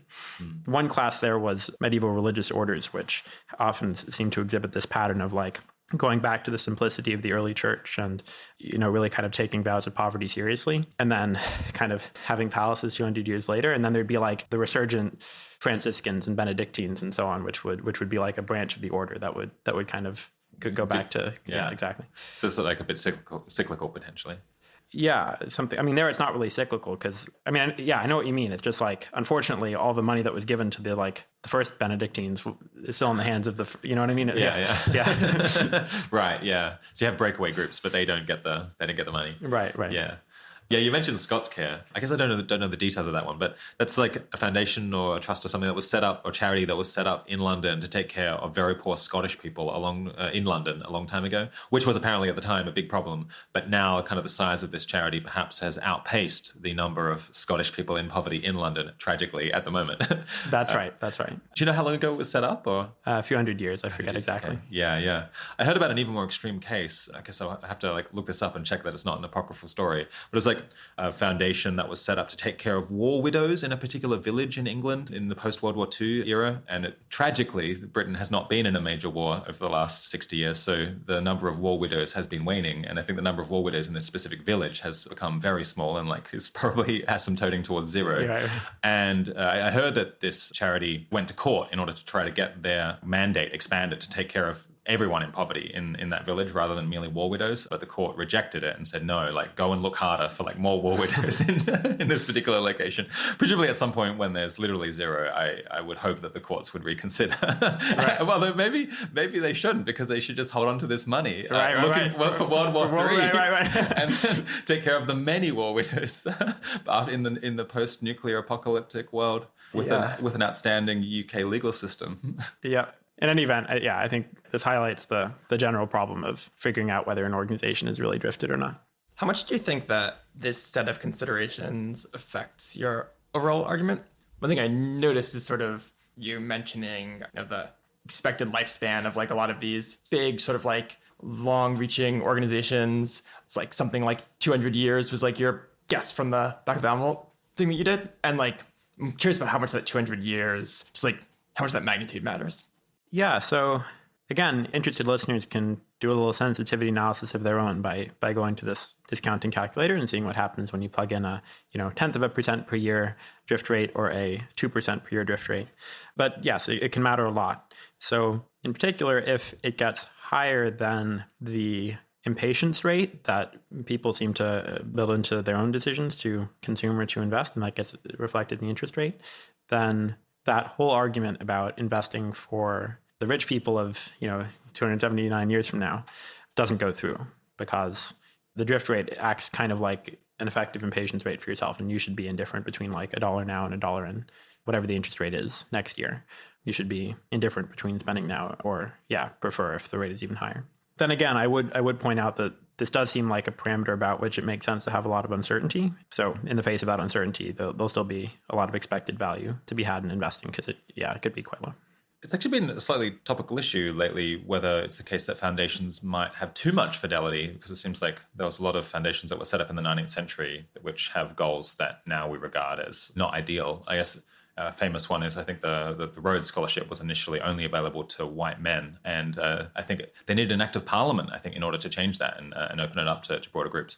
But there's other foundations that have, racist ideas or just what seem like antiquated ideas encoded into them. And they've sometimes struggled to escape from that, although often courts will help them at some point.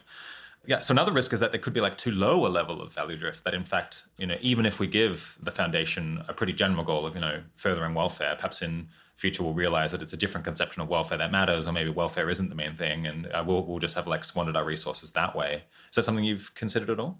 Yeah, a little bit. I think this highlights the fact that what one's theory of value is and how one confident is in it is also an important input to the value of really, setting up a fund with a targeted objective that really literally tries to act out the reasoning that we've been discussing. So on one end of the spectrum, if you're just 100% convinced of a very simple, easy to articulate theory like hedonic utilitarianism, then you just write that into the fund's charter and the trust's charter, and make sure that people can sue and that it's easy for them to sue if they ever see it drifting from that. I think that's maybe one reason why foundations have lasted a bit longer and religions even longer than that compared to, family trusts and so on, because there's a pretty clear objective, and it won't just sort of be reinterpreted and dissipate. But I'm not sure we should be so confident about that. And so there's going to be some right balance to strike between letting people kind of do more reflection over time and kind of change the goals of the fund in light of what seems valuable to them on more reflection, and the risk that after a few generations it'll end up just going toward whatever random whims it seems to have drifted to. I suppose you could give it a mandate of just do the best thing by whatever lights people view the best thing to be in the future. I'm not sure whether the law would permit such a vague mission statement at the moment, but maybe in the future it would.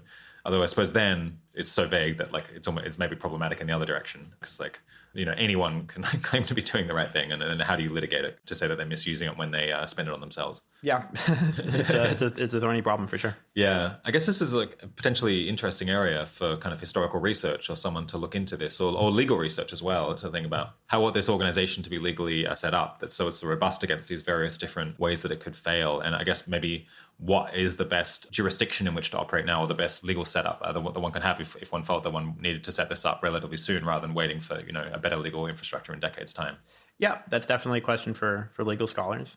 The best thing I've come across is that in at least the US and the UK, and I think most of the English-speaking world, you can set up charitable trusts, which don't, as mentioned earlier, don't have that 5% per year disbursement requirement, and which, have this legally enforced mission. But how that interacts with like all those philosophical questions about the extent to which we should allow the values to sort of change on reflection over time is like, it's kind of an interesting intersection. I'm not sure if any work's been done on that, but I'd be interested to see it. An advantage that this kind of foundation might have is that it seems like you've got a better shot at having the right level of drift if it's like aiming for a very general ideological goal where you expect that there will be people in the future who will kind of share those ideas, or at least like share the natural evolution of those ideas, in as much as there's like, further thinking and further argument and further research, and then they like gradually change their minds. It could be that like just by like having people to kind of choose their successors, and as long as you're part of like a live intellectual community that will exist in the future, then you've got a reasonable shot at like neither totally drifting far away, but neither getting completely stuck in like the ideas of 2019. Yeah, that seemed reasonable. With respect to just the details of the implementation, like putting aside the question of the evolution of values or anything, one basic thought that I've heard mentioned, I think Will McCaskill mentioned this one, but anyway, it's just like, one example would be to have a committee that, where you swap out one member every however many years instead of having a single successor, right? And I'm sure a lot of thought could be put into how best to design the mechanism. I guess another factor that I could imagine being a big deal is if the risk that the funds were expropriated or sort of not allowed to continue were pretty highly correlated with the probability that the fund was successful. And I don't know, just to make like the stakes clear, like we've talked about in the past, like patient people sort of growing to own or control like a decent percentage of the economy. And so like that seems like the type of thing where you'd sort of not want to rely on like past examples, but think that society's going to have some strong reaction to that. Yeah, that is a worry. So even now, I know like Vox published an article a few maybe months ago now. I think the title was Silicon Valley's charity stockpile isn't getting any smaller or something. And it's terrible. I know, right? About the emergence of donor advised funds. And these are these funds in which people can invest their money while thinking about where and when to give. And it was all in very sinister tones and, sort of suggesting that they should be taxed or more heavily regulated. Similarly, there was a proposal in the UK to start imposing the 5% per year disbursement requirement on charitable trusts in the UK at some point over the past 10 years. And it ended up not passing. But, it could happen. And I think it might be more likely to happen if these things got much bigger to the point of like owning substantial fractions of everything. So yeah, that does seem like a risk. On the other hand, again, maybe this is just a reason to think that like the interest rate you could earn would be a bit less than it would otherwise be if you think of it as just like a tax, like you have to spend a certain amount every year just like clearly communicating what you're doing, that like this money really will all go to something that's really valuable in the future. And but I'm not sure that helps, because it's like in as much as these piles of money get really big, then there's this huge temptation for the present generation to raid them and spend it on themselves, basically, which to some degree, I guess, is what's happening right now, potentially with the way that we think about these foundations or these like trusts that are building up large amounts of money. Right. People are uncomfortable about it because they see that they could do things that they want right now. Yeah. Okay. So it might not just be about communication, but just like an outright difference in preferences about what happens to the money. And, I suppose you can always like engage in like political advocacy with a large enough amount of money and hopefully maybe wield like influence in the back rooms. But right. Yep. That seems like that would increase that delta term, right? That would increase that expropriation rate and would push in favor of giving. Though, yeah, I would say if it were just about a single large fund, then to some extent this concern could be overcome by distributing it a bit, right? So you mentioned like, you could just fish in the fund, right? Yeah. And I mean, if it were just a matter of like turning a $2 billion fund into like two $1 billion funds, then I don't know how much that would help. But one way I've sort of been envisioning this all along would be to just have it be a normal philanthropic strategy for people to have their own funds or their own trusts, and a kind of relatively informed community of philanthropists that's like aware of the arguments for a given disbursement schedule and then coordinate around that. So if if a person thinks that we're spending too fast, then they just save everything to move them, move everything in the right direction. And if they think spending too slowly, then they don't save and they just spend everything. And that would still result in the patient collectively owning more over time, but I think it has a better chance of lasting than, one fund with some kind of rich person's name on it coming to own big swaths of everything. Yeah, it's interesting that the Catholic Church has enormous amounts of assets, but has managed to protect itself. I guess because many people share the ideology, but also I guess through savvy political lobbying, they exercise influence and ensure that they don't get raided. Yeah, that would be one example of a seeming success. Yeah, so another historical example that if you're interested, you might look into are the Islamic Waqfs, or however they're pronounced, WAQF. It's the spelling. So this is an institution allowed for in Islamic law, which is kind of like a charitable trust in the English-speaking world today. You can set up the fund with its mission, and it has to stick to that mission indefinitely, right? Long after the founder has died. And over time, I think because of certain tax privileges, but also just because of investing disproportionately much of their assets, they came to control ever larger portions of the economies in which they resided. So there are some striking numbers about I forget exactly what they were, but they were into the teens and 20% of Egypt and the Ottoman Empire and Persia belonged to these Waqfs, and they seem to have lasted and executed on their missions well enough. And some were broad, providing for education in the Ottoman Empire, and some were narrow, some soup kitchen in Palestine. And so you have the dead hand examples, but you also have the successes. And they're much less of a thing today, and ultimately they succumbed to expropriation or to World War I. But a lot of small fortunes did as well. So I'm not sure. I've heard these used as examples of why we might expect there to be a positive relationship between the expropriation rate and the size of the fund, but I'm not sure what the data is on that. But anyway, they're a fun example to look into. Yeah, that's really interesting. I'll look that up and maybe stick up a link to a paper or at least the Wikipedia article about that. Yeah. All right, let's talk about some other more freestanding objections or reasons that people try to have a direct impact right away. I guess one group of people who have had a particular sense of urgency about doing things right now are people who are concerned about risks from advances in artificial intelligence, some of whom think that there's a pretty high chance that we could see real breakthroughs in AI that could cause it to have massive social effects over the next couple of decades. I mean, possibly even in this decade. I guess for them, the current moment seems particularly hingy, I suppose. And maybe also they're concerned that if we don't do things, then there won't be a tomorrow to save. So it's they kind of have to spend the money now. What do you kind of have to say to that group of people? Yeah, so if that probability is high enough, then we should spend a lot now. I think you might have even understated the case for caring about the effects of AI, because it's important to spend now if it imposes a big risk, but also if it could sort of transform society in a way that renders future philanthropy kind of useless, right? If it just makes everyone so rich and the whole world a utopia, that there's no sense saving for the problems of tomorrow. Those will also be gone. On the other hand, though, something I think doesn't quite pull all the way the other direction, but it's also worth considering, is that advances in AI could increase the value of saving, right? So broadly speaking, it could increase the marginal productivity of the sorts of capital you're saving up, right? The intelligence to turn the resources saved into even more good things than what would have been possible otherwise. So it increases R, potentially. Well, yeah, it could increase the interest rate, sure. Yeah, that's one way to think about it. Oh, but you're also thinking it yeah. AI might give us more opportunities later on to use the money really well. Yeah, that's right. So rather than just increasing the rate of return on resources, it would kind of increase the extent to which those resources could actually be put to good use or something.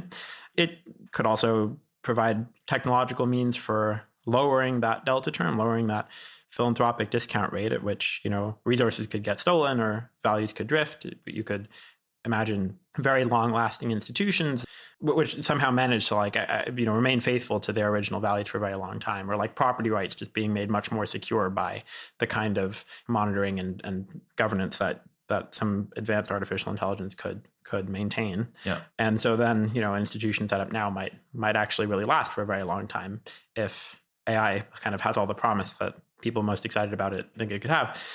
So you should just look at all the possibilities there. I mean, this is all quite speculative, of course, so I don't have too much to say about it, but in principle, it could go any which way. But on balance, I do agree that if you think that transformative AI is coming soon, that there is a very kind of important and fleeting sort of opportunity for spending that we shouldn't pass. Yeah, I thought you might say that for people in that situation, it still could make sense to, save up their money for 5 or 10 or 15 years to kind of, spend it at like a moment somewhat in the future where it might be a little bit hingier or there might be somewhat better projects to fund or something like that. Yeah, I think that's also true. I mean, I guess I was mostly directing that response to people who thought that there was transformative AI coming in the next decade or something. But if it's longer than that, then it becomes ambiguous again about whether to go ahead and spend now or to wait for the possibility of an even more pivotal opportunity that arises over the coming years.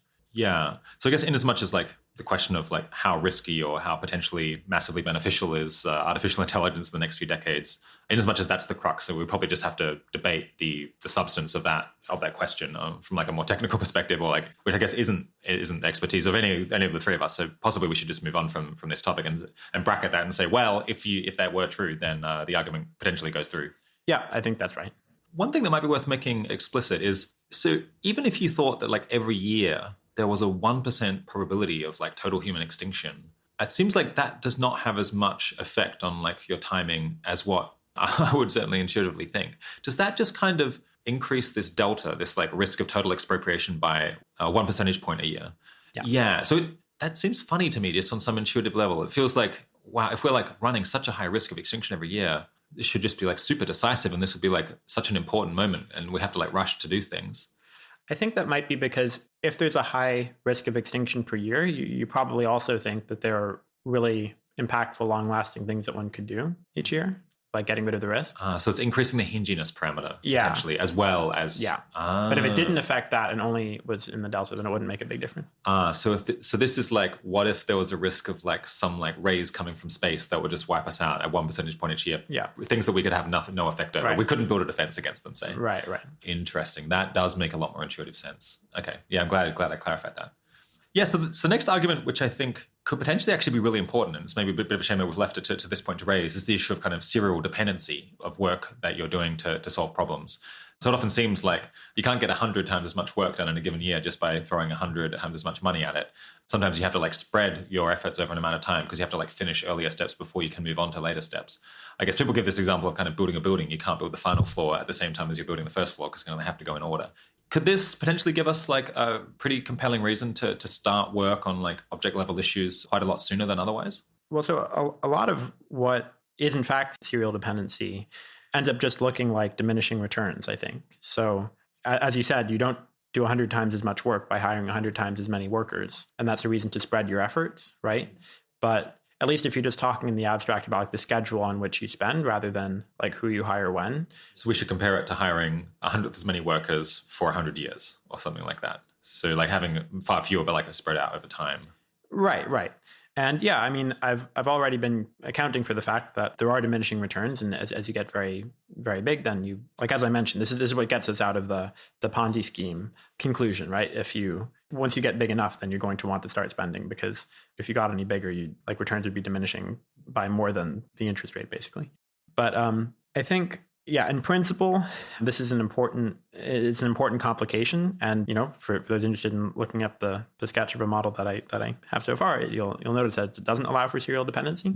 But I don't think it too substantively affects most of the informal discussion that we've been having so far, right? Like, unless you're talking about really precise, sequences of actions that would take hundreds of years to execute. It's like, yeah, there's going to be some like 10-year project, which we could fund now, but there's going to be a lot of them next year that could be started then. There's going to be a lot in 100 years' time, and you can fund more of them if you wait. Okay, hold on. So you're saying, well, that's true today, but it's also true tomorrow. Yeah. There'll always be, although I suppose even those other things that you could start with more money in 50 years' time, maybe you could have gotten even more juice by starting them now rather than 50 years' time. Although I guess you're saying we won't know what they are at this point. So there's like things that will crop up that will be like things that seem like they should be started then. That we couldn't start now. That's what I was thinking. Yeah. Interesting. But I suppose in as much as you view kind of like all human endeavors as like a series of things that kind of often require like, especially you see this potentially with research where it's like you need to make particular discoveries before it becomes apparent that this is like new field that you need to start. If it's a single tree that's like growing upwards, then anything you do to push things forward now could potentially also push forward like everything later on. I see. Yeah, I mean, this is an interesting point. I'll just say that the one point that you should make sure that doing the earlier stage of the project earlier really does speed up, the accomplishment of your goals, broadly speaking, by faster than the interest rate in a sustainable way, right? So not just that you'll get like more than 7% of the way toward solving a problem by funding the researcher now than you could have done by waiting, but that the fruits of the research can be cashed in next year and themselves produce like, at least 7% returns as well. And yeah. I guess with the zero dependency, it means that if you think that kind of the hingiest moment is going to be in 30 or 50 years' time, then potentially then you do kind of have to start doing work sometime ahead because you're not going to be able to cram all of the work into that single year.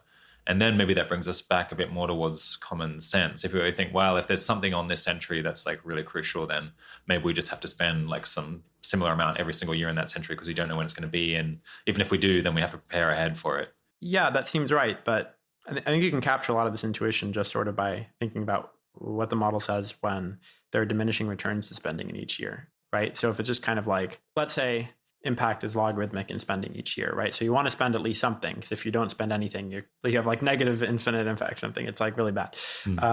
But how well each stage of the 50 step process goes might depend on like how fast you spend or something. And then you want to spend something this year, but I was already saying that you probably want to spend at least a little bit this year. Yeah. The question is just like what fraction you should be spending. Yeah.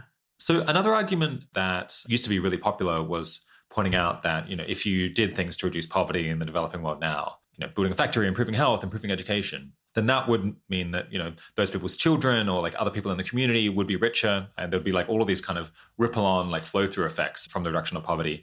And that these benefits might compound at a pretty high rate for quite a long time, which gives you a reason to do it sooner because like potentially they could be compounding at something approaching on some version of this argument. Yeah. What do you make of that idea of like economic benefits compounding? Well, it's not just approaching R, right? It would have to be that they compound faster than R. And that would require some sort of market failure, right? That's preventing the beneficiaries from borrowing at R to fund the project in question, right? If education really is or health really is going to pay off faster than R, then it's like, why don't people just take out a loan to cure their disease and then earn those higher wages or whatever it is? So I think a priori we should be somewhat skeptical that there are these opportunities for ways to help people that have compounding effects that are like really sustainably higher than the interest rate, but we shouldn't rule that out. There are probably some. And the real issue is that they would have to be able to compound at faster than the interest rate for a very long time, right? For as long as you might expect a fund to last. And that seems, quite unlikely because, well, that's faster than the economic growth rate, which would mean that, that like one school built, hundreds of years ago, the flow through effects of that school would eventually come to dominate like the whole like economy of the region in which it was built or whatever, right? It would like push up the growth rate to, to something higher than the interest rate. And it just seems a bit implausible that sort of thing can really compound. It also seems implausible when you inspect what happens to the returns of the interventions in question, right? So you improve someone's health, right? Their income is like 20% higher or 50% higher in the next year than it otherwise would have been, right? But then what do they do with that money? They don't use it to like cure that other disease they had that raises their income by like another 50% and so on year in, year out. They probably just do roughly what everyone else is doing with it, which is contributing to an economy that's growing at the growth rate, right? They're consuming most of it. They're investing a little bit of it. That's just not going to grow as fast as holding on to the money yourself and investing all of it. Eventually, the benefits of that will outstrip this like short-term boost followed by a long-term slower growth rate. What about the question of, some people have suggested that the best thing to do with money for improving the world, I think somewhat facetiously, is just to save it, because then that results in like more capital accumulation, more business investment, more borrowing, I don't know. And that indirectly, has a big effect on the economy or makes people a whole lot wealthier in the long term. Do you think there's any kind of direct effects of the saving that are valuable? Yeah, so there are some direct effects, right? It would increase wages a bit, because you have more capital around, and since capital and labor are complements, there would be, increasing marginal returns to labor, increasing wages. I am skeptical that increasing the economic growth rate just generically is like the best use of philanthropic efforts. I know that some people have made the case that it is. So Tyler Cowen, perhaps most famously these days, this book, Stubborn Attachments, makes that case, and others have as well. And there, yeah, maybe just perpetually investing it, not necessarily in like just a standard, not just putting it on the stock market or whatever, but maybe there's particular sorts of investments that have the most capital thing. Or like investments in emerging economies.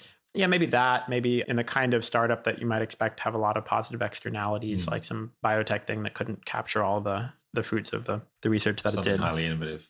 Yeah. I think that is an effect, but I would expect that making use of really high leverage opportunities for impact as they come along and just making sure that you're like well funded enough to take advantage of them is just going to be like most of the effect, and whatever effect you have on the growth rate is going to be pretty small.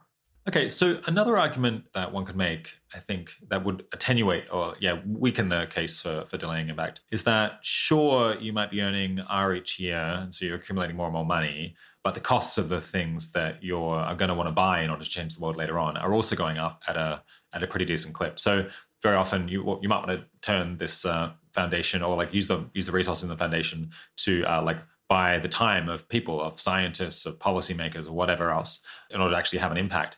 But their salaries are going up at 1% to 2% a year. I guess for skilled workers, lately it's been quite a bit more than that. So it could be that the cost of the inputs that you want to buy later on is going up. And this is going to greatly weaken the kind of apparent increase in your purchasing power that you thought you were going to have. Yeah, well, I mean, this just gets back to a lot of what we discussed earlier, I suppose. Their wages are going up at roughly the growth rate.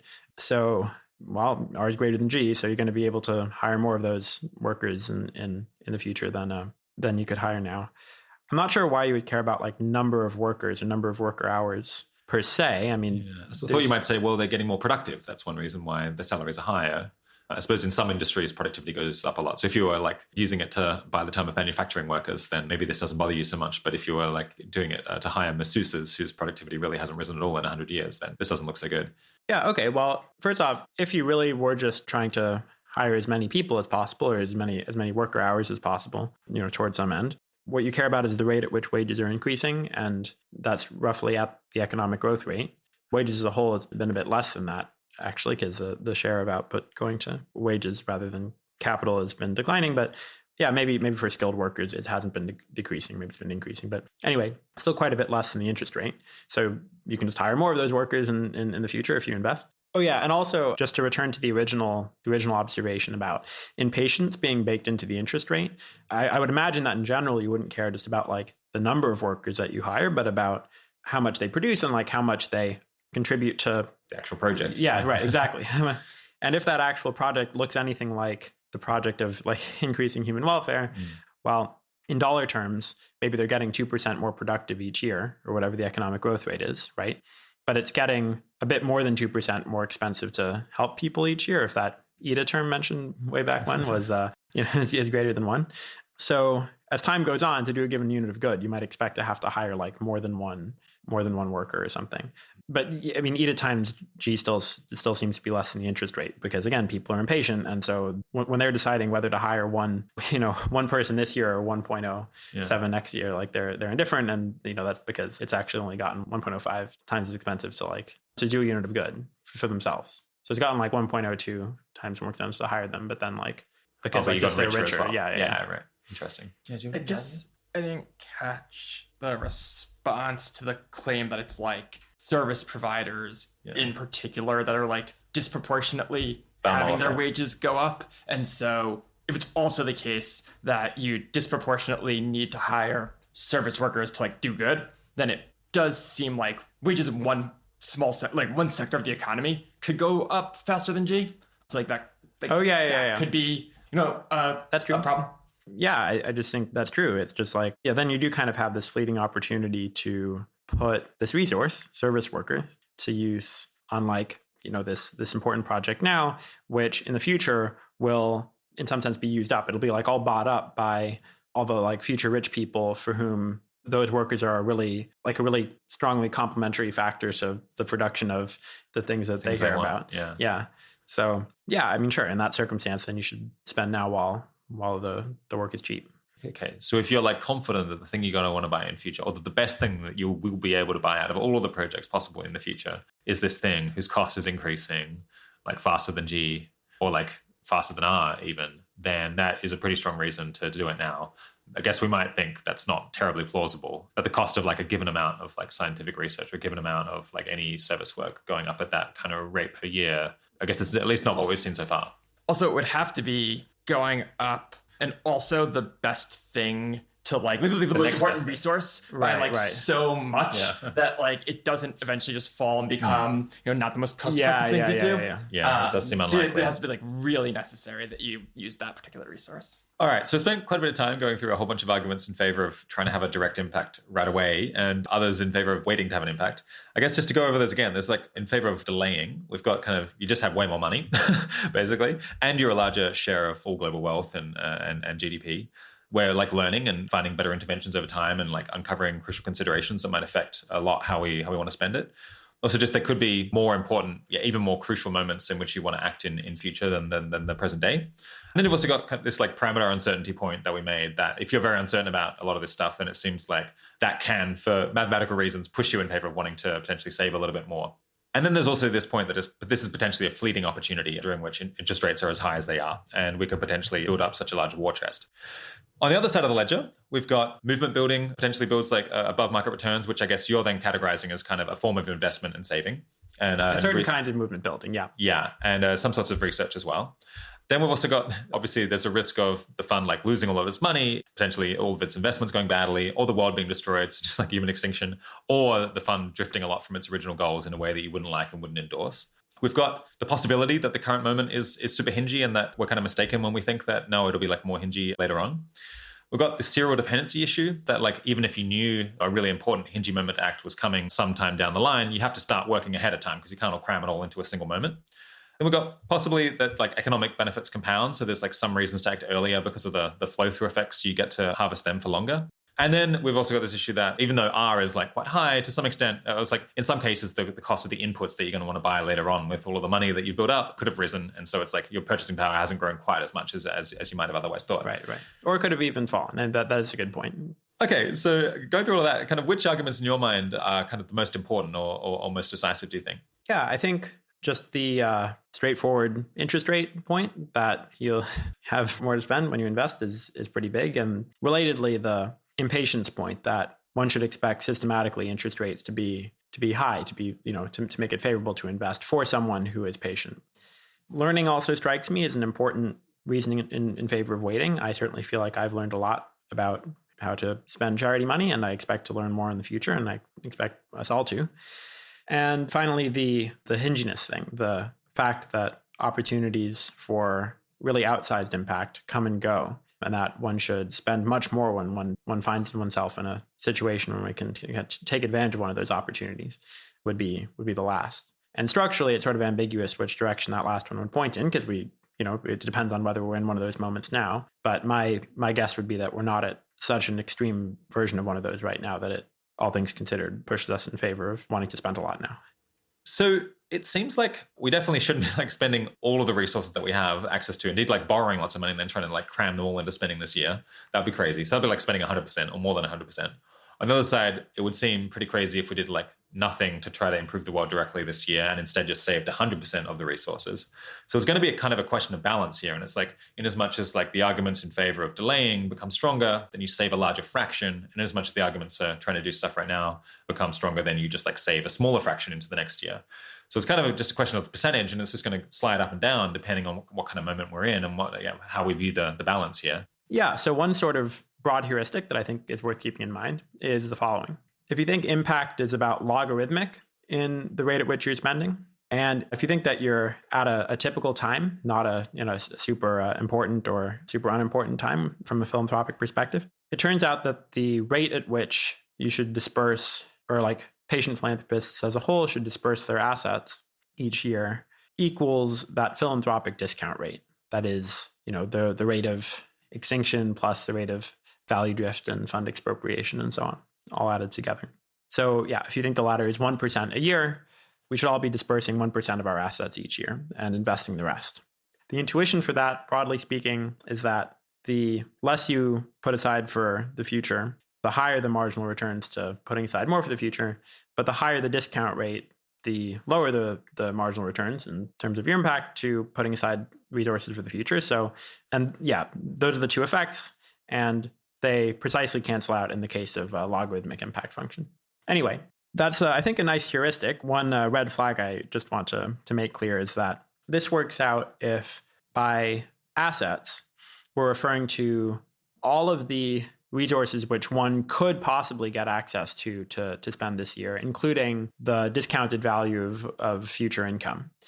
So at the moment, I think most of the EA community's assets, unless you really, really sort of, stretch the term, are rather literal assets, right? They're held by open philanthropy and like various rich philanthropists, and relatively little of it is in the form of future income. So the question of like what fraction of resources is the effective altruism community writ large, spending versus saving each year, seems like it should be straightforward, but in fact it's like in a way anything but straightforward. So potentially if you're just talking about a charitable foundation, then yeah, you can look at the dispersal rate, but then what about if people are our greatest asset, Phil? Then we've got a question of, I suppose if someone is going to live another 50 years, and when you say like the next year is 2% of the resources that they have, I suppose then that means that like as you get older, you're spending a larger fraction of like the assets that you have. But then we should think about the people who come later on and like the donations that might become like aligned with those values that join later on. I guess you can't kind of borrow against, but nonetheless, in a sense, they're like part of the net value of all of the net assets that you have. So you can say this is like a lot more complicated, a bit like trickier to think about than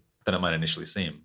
Yeah, it is a little trickier than it initially seems. But right now, EA wealth is concentrated enough that maybe it's not all that tricky. So a relatively literal estimate of EA assets might look at the, let's say, around $10 billion that open philanthropy has, just to think about it in round numbers, plus a few billion held by very rich EA-aligned philanthropists, plus the present discounted value of all of the Giving What We Can pledges and so on that are currently sort of, in some sense, pledged to be committed to some philanthropic cause that we think is very important. You want to include the present discounted value because this is in a sense, the budget available right now, right? This is the amount that we would all collectively have if we all borrowed against the money that was going to be put toward like optimal philanthropy. Okay, so if that's the budget, that's the thing that we should spend 1% of, say, every year in this scenario where there's a 1% discount rate and impact is logarithmic in the spending rate. That said, one might also want to include guesses about future EA movement growth or just like future trends toward philanthropy and toward more kind of like thoughtful, reflective philanthropy that seem to be underway, right? There's like Bill Gates' giving pledge has encouraged a lot of the world's wealthy to give more and to give more thoughtfully than they might otherwise have. And even more abstractly, you might think about sort of general trends and social values in one direction or another as part of this pool of assets being put to the very, very global public good of just like optimal philanthropy through the lens of some value system. Now, I think the important point there is that most of those sort of abstract assets listed at the end there are very risky, right? We don't have any like very strong reason to think that everyone's going to be on board with like everything that, anything you or I might care about in the future. So most of the value of putting money aside explicitly for some purpose along those lines is going to be realized in the scenarios where you don't have like 1,000 Bill Gateses and Dustin Moscovitzes and so on in 100 years' time. And yeah, I prefer to just stick with more kind of like concrete estimates of EA assets and look at the dispersal rate of those. Because you want to like focus on particularly on the scenarios where there aren't massive like future assets that are coming on board. Right. I mean, I guess for one thing, I just don't think those scenarios are all that likely. But also like if you think that there's like a 2/3 chance that is the future we're headed towards, and if you think that like that influx of assets would just push the marginal value of a long-term fund like this to zero, right? It wouldn't quite, of course, but that would be the extreme. Yeah, so that just like cuts the value of the fund down to 1/3 of what it otherwise would have been. But we're dealing with like order of magnitude considerations at this point. And I think it's unlikely that on its own, this would be the thing to like swing the balance. Okay. And what do we do about like the people? So you got like, say, all of the people who read or listen to 80,000 Hours who like might shift their career on the basis of thinking within this community. How do we think about like the rate of dispersal of the assets that they have, which I guess is mostly human capital? Yeah. So that's also a bit abstract. I mean, sometimes it'll be concrete if someone's deciding whether to spend money like investing in their education or whatever versus going ahead and doing direct work as they are. But by and large, I think I would just say that the qualitative considerations that we've been discussing apply to the timing of the dispersal of like any asset, including career capital. So if you think that now is a really important time and, like transformative AI is coming in the next 5 years or whatever, then that applies to one's career decisions as well. Yeah. And if one thinks that perhaps one should care about the possibility that like in 50 years you have this really pivotal moment, then likewise one should maybe, just sort of get a whole ton of experience and PhDs and stuff that are directly aimed at being useful when the moment strikes. One thing to mention is that we've been talking about the importance of a time. We've been talking about hinginess as if it were this single quantity that you could just sort of like tag a moment with, right? 2019 is like, is this important? But if what we really mean by importance is the ease with which resources can do good, it'll depend on the resource. And you could imagine a scenario in which money can do a lot of good, but hours can't, or vice versa. Now, over time, you would expect the two to move in tandem because to some extent, one can be turned into the other, right? Like if there's a glut of hours, people can earn to give. If there's a glut of money, people can use it to fund 80,000 hours to encourage people to switch careers or whatever. But there will be a lag, right? And so it seems like there's a bit of a lag right now in the EA community where there's a lot of money, what with OpenPhil, not a lot of people working on the sorts of things that might seem important from an EA perspective. And so a lot of efforts being put into essentially converting money into people. But you not expect that gap to last for like 50 years. I would expect that broadly speaking, you have this like hinginess thing, which varies over time. And then if you zoom in asset by asset, they could come apart depending on how easy it is to turn one asset into another. But then they tend to get pulled back together. Right, exactly. So one shouldn't be misled into thinking that because there's all this demand for, your particular skill set right now that you should work rather than investing for the future, because that's just a passing circumstance. So in your mind, I guess, like how much of all of the resources that you think are relevant for this discussion are we kind of saving versus spending each year? And what do you think, like when we try to throw all of these considerations into the kind of calculator that you've built, what would be the right level of saving versus spending? And I guess, so does that imply that on the margin we should be saving more or less, or we're doing things about right? I did a very back of the envelope calculation on this a while back and estimated that I think it was something like 5% of the relevant quote EA assets are being dispersed every year. And so again, if you think impact is logarithmic in the spending rate, that would be right if you thought that there was like a 5% discount rate, which strikes me as quite high. But then again, I do to some extent feel the force of the arguments that like now is an important time. So it might not be all that high, but I think it's a little on the high side. But I also think that it's, even if it is not too far wrong, it's that way kind of by accident, sort of for the wrong reason. So my understanding is that OpenPhil is looking to spend more quickly and investing only because they haven't yet built up the infrastructure to actually do that, right? They're still hiring a lot of research analysts and so on. And that over the coming decades, we will collectively be spending more than that percentage per year. Unless I guess other donors come on board and then they're inclined to save or something like that. Yeah, it could shift in like either direction in theory. Yeah. Okay, so you'd say we're probably like a little bit, I suppose it's very uncertain because there's like so much that we don't know, as has been obvious, but you might say we're like maybe a little bit on the high side. So potentially if a new donor with $1 million, got on board, started listening to the 80,000 Hours podcast and was trying to say what to do, you might think, you'd be pretty happy to find them saving or putting it in a long-term foundation. Well, yes, or funding, a very sort of high fidelity kind of movement building. I don't want to get sort of glossed over because I do think that's some sort of investment, whether it's either a financial investment or some like higher value investment that involves like advocacy and But again, the kind of advocacy that actually does communicate the idea that perhaps what you should do is just like put all your money into either more advocacy or just fund. Yeah. Yeah. The Philip Trammell Perpetual Fund. Right. Or Perpetual Movement. Do you know of any groups that are doing that kind of movement building at the moment that you're like more excited about because they have this kind of reinvestment aspect? One thing that comes to mind is that Natalie Cargill at Effective Giving has been reaching out to and making herself available to be reached out to by large philanthropists and talking with them in depth about all kinds of EA relevant questions, including timing. I think that that's promising both because when you manage to talk to someone with a lot of assets, that's obviously like a bigger opportunity, but also because spending more time per person means that the fidelity is going to be higher.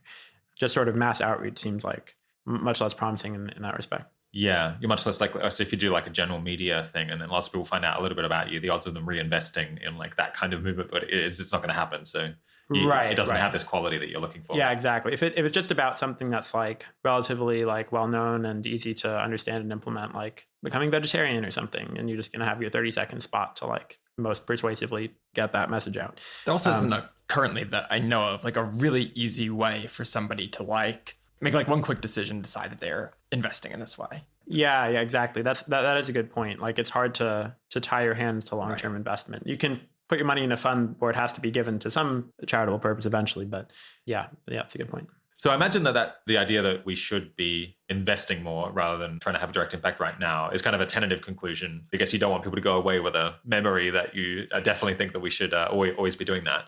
Do you have any sense of like how likely it is that in 5 years' time, you'll think that what you should have said now was actually, oh no, we should be saving less? Yeah, it's a good question. Maybe a 1 in 3 chance or something like that. Yeah. Thanks for really asking that to make it clear that I'm still thinking through this, and it is quite tentative. Yeah, I guess people always want bottom lines, which is very understandable. That's what I always want. But right. At the same time, I guess you don't want to like lock in bottom lines that like when you're kind of very early on a research project. Right. I mean, I will say that it's easier to spend once you've saved than to take back the money that you spent. So it's a very good point that we actually haven't raised is that like one of these things is reversible in a way that the other thing isn't. Yeah, I mean, I think that's true for most opportunities for direct impact that would be under consideration. Like if you have an opportunity to avert an existential risk and you let that go by and the risk happens, then that's not reversible, right? And so it could be that looking back, I will be dead, and but I could realize that like there was a once and forever opportunity that was passed up, and that won't be reversible. But I think in general, the reversibility consideration definitely pushes in favor of investment. Yeah. Another interesting thing with this is that in as much as you're like part of a community or a group of people that kind of has a shared goal and is like spending resources in order to have like similar effects, then you got this issue that kind of if you save more, someone else could choose to spend more to kind of offset what you're doing. And it's kind of a bit unclear if you do something, whether that is going to have like the net effect that you were desiring, given that other people can kind of try to undo what you're doing with their resources. Do you have anything to say about that? Yeah. I mean, that's not just about being in a community. If anything, that mitigates the problem. The problem is that what you're providing is a public good that other people care about. And the community is a way of resolving the problem that raises, namely making it easier to coordinate around the provision. I think ultimately this just highlights the fact that donor coordination is an important problem that we should all, and I mean every philanthropist, should think harder about and develop kind of more thorough and robust like tools for dealing with.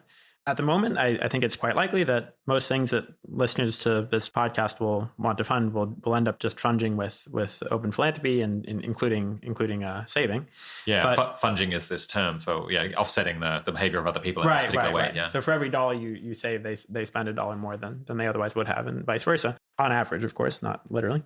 But what one can try to do to be a bit more sophisticated before the like optimal donor coordination mechanism has been worked out is sort of subsidize the patient behavior of other people who care broadly about the same kind of things you care about, but are sort of acting on a higher discount rate. So you might somehow have a commitment to match spending on whatever the cause is, whether it's like give directly cash transfers or research into risk reduction or whatever it might be in 20 years time or in even longer than that. And thereby make it more appealing, even for someone less patient, to spend more slowly than they otherwise would. Yeah. So are there any other bottom lines or comments you'd want to make to people who are in the audience who are listening, who are like regularly donating money, potentially like Give What We Can members who are giving 10% of their income each year? So like what they should think in light of all of this research on optimal timing, or maybe how it should affect them? Sure. So one point is that, again, if one's behavior is just funging with that of other philanthropists, then giving more means that more goes toward good causes in general. But thinking about the timing and the cause in particular doesn't matter too much.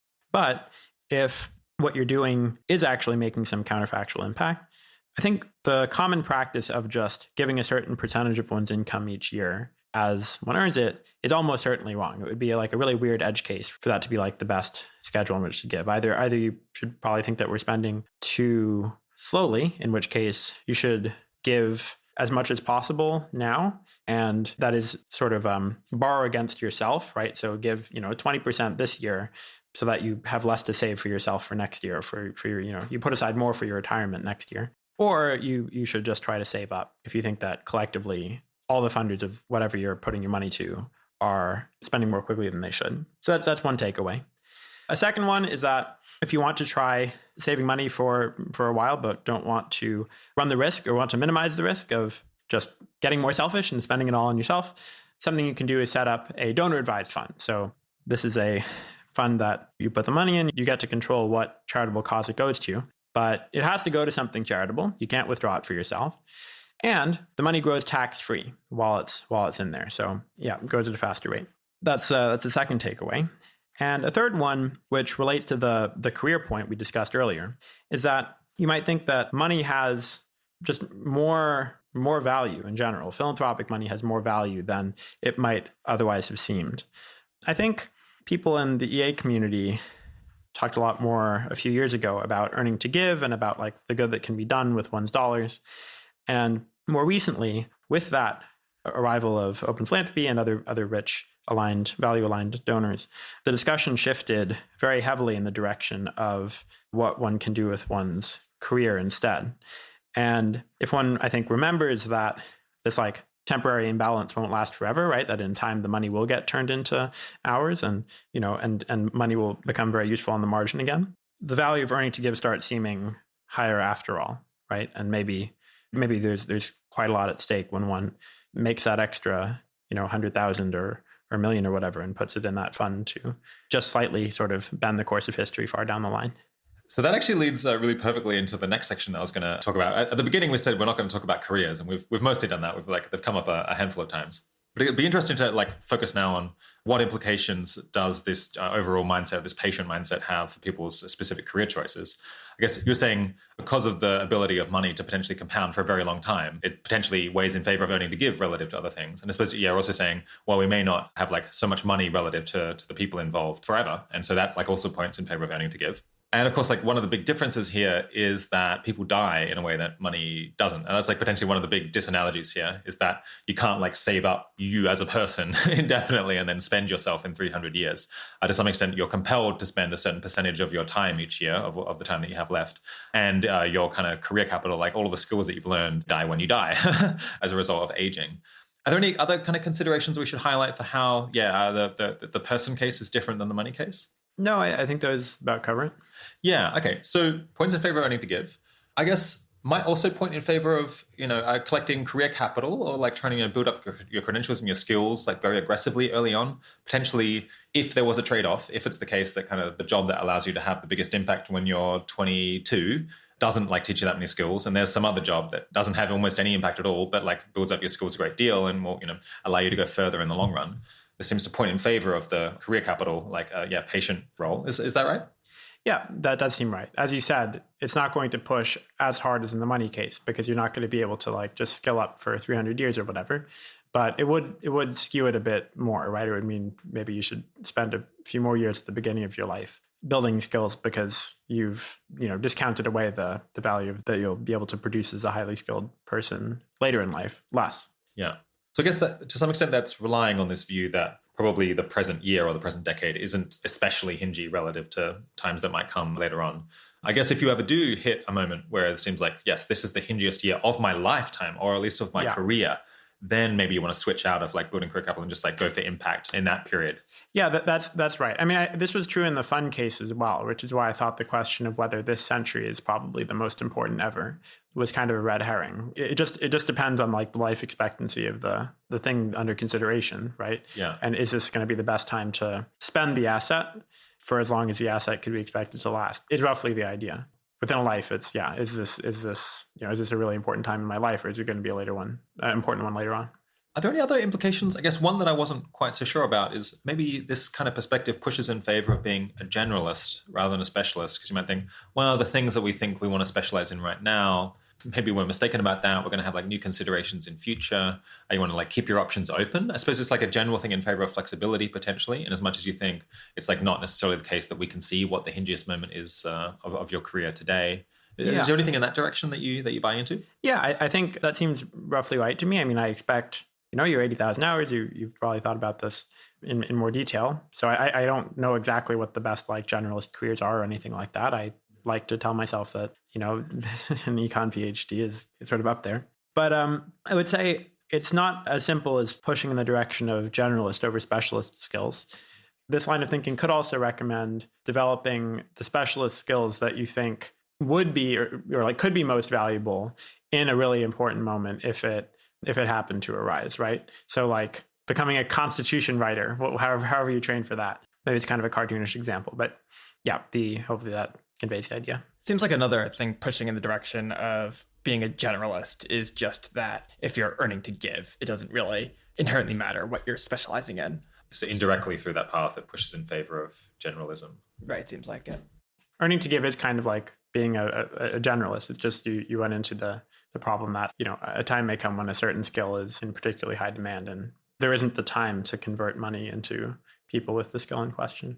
When we're like zeroing in on this kind of like one consideration, which like, even if it's kind of an important consideration, it's only one among many. We've got to like make sure we don't lose sight of like each individual's kind of personal fit and like what jobs are actually available to them. I guess also they're like coordinating with, other people who are trying to solve the same problem. So potentially if, other people are building career capital, there might be a reason why they want to go and have direct impact right away because of these diminishing return reasons that we were talking about. And I guess also just like your comparative advantage relative to what other people can do is going to be like, like there's a whole lot of other stuff going on here. People shouldn't just think about discount rates kind of in isolation. Sure, of course. So I guess another consideration for people's careers that kind of potentially spills out of this is that it seems like global priorities research, or at least research into optimal timing specifically, could be really important. Do you have any advice for people in the audience who are, considering, I guess, possibly becoming academics, studying economics like you are, or potentially, working on global priorities research questions specifically? Do you think more people should be doing this? Like, how might they go about it? What kind of people are suitable? Yeah, I definitely think more people should be doing it. I think there are a lot of undergrads involved in effective altruism or just, recent graduates who majored in economics and have a very kind of suitable mindset about all this, but surprisingly few who are in grad school for economics and or like seriously considering going into grad school specifically to study these sorts of big picture, long-termist questions that are relevant to patient philanthropy, as I like to call it. I'm not sure exactly why that is. I guess one possibility is that it just doesn't occur to people that the tools of economics are very well suited to answering or like at least shedding light on these sorts of questions. I know that like a few years back, some people in effective altruism, including 80,000 hours, were recommending that people study economics to do development economics. And there's a lot of valuable work to be done in development economics, but it's just not, diminishing returns again. I think it's not quite as neglected and to my mind, like high stakes is some of the long-termist questions that I'm trying to at least start working on. So I would just say, there's this really high impact thing that people can do if they find that they have some skill at economics, and they should really go into it because it's very important, very neglected. Do you have a strong take on what subfields of economics people ought to focus on? Yeah, that's another good question. Well, yeah. So first, I'll say this: there's some debate in economics about the relative value of theoretical and empirical work, right? And there's been a big shift over the past few decades from theory to empirics, as we've gotten computers and just like the ability to do better empirical work. And something like half of econ papers used to be theory, and now it's like 5%. Anyway, regardless of what background beliefs you are bringing to the table about the relative value of theoretical and empirical work, I think it's pretty clear that the further out you're looking into the future, the more quickly the value of empirical insights decays than the value of theoretical insights, right? So it should kind of shift you toward theory. Within theory, there's plenty of interesting questions in microeconomic theory, on some of which we've even discussed, I guess, on the game theory of how people should interact when they have different discount rates and want to kind of like leverage each other to be whatever, more patient or less patient, I suppose, than they otherwise would be. The mechanism design for like keeping institutions faithful to their original values. Yeah, some questions along those lines. Then in macro theory, there's lots of questions about long-run growth and about the interaction between growth and other sort of macro variables, like maybe just like the rate of technological risk. There's a really great paper that I had the privilege of helping to oversee this summer, but which was written by this guy, Leopold, who looks at what the Jones growth model has to say about the relationship between, what a tweaked version of his growth model would have to say about the relationship between economic growth and existential risk. And I think more work along those lines would be really valuable. Then there's, just a lot of stuff to be learned from the economics of discounting and optimal timing, and the economics of catastrophe, as it's sometimes called. Environmental economists have thought a lot more about the optimal kind of like mitigation of catastrophes than most other economists, or indeed most other people. And there's a lot to be learned from them for existential risk more generally, I think. Yeah, so just before that, you were going to talk a little bit about how people can get involved in global priorities research? Yeah, so just for a little bit of background, global priorities research is sort of this term that's been coined by some folks in the EA community over the past few years for foundational academic research, broadly speaking, into the question, or even just how to think through the question of how to do the most good with a unit of resources. So far, it has sort of seen itself as somewhere at the intersection of philosophy and economics, and it's been just like dominated by philosophers, because all of the big scholars in EA so far pretty much have been philosophers.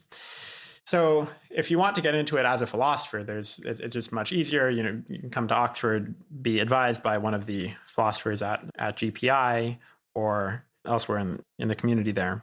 As an economist, I would say there isn't really that much infrastructure at this point. So the path would just be to be a good economics student, get very familiar with the EA literature, right?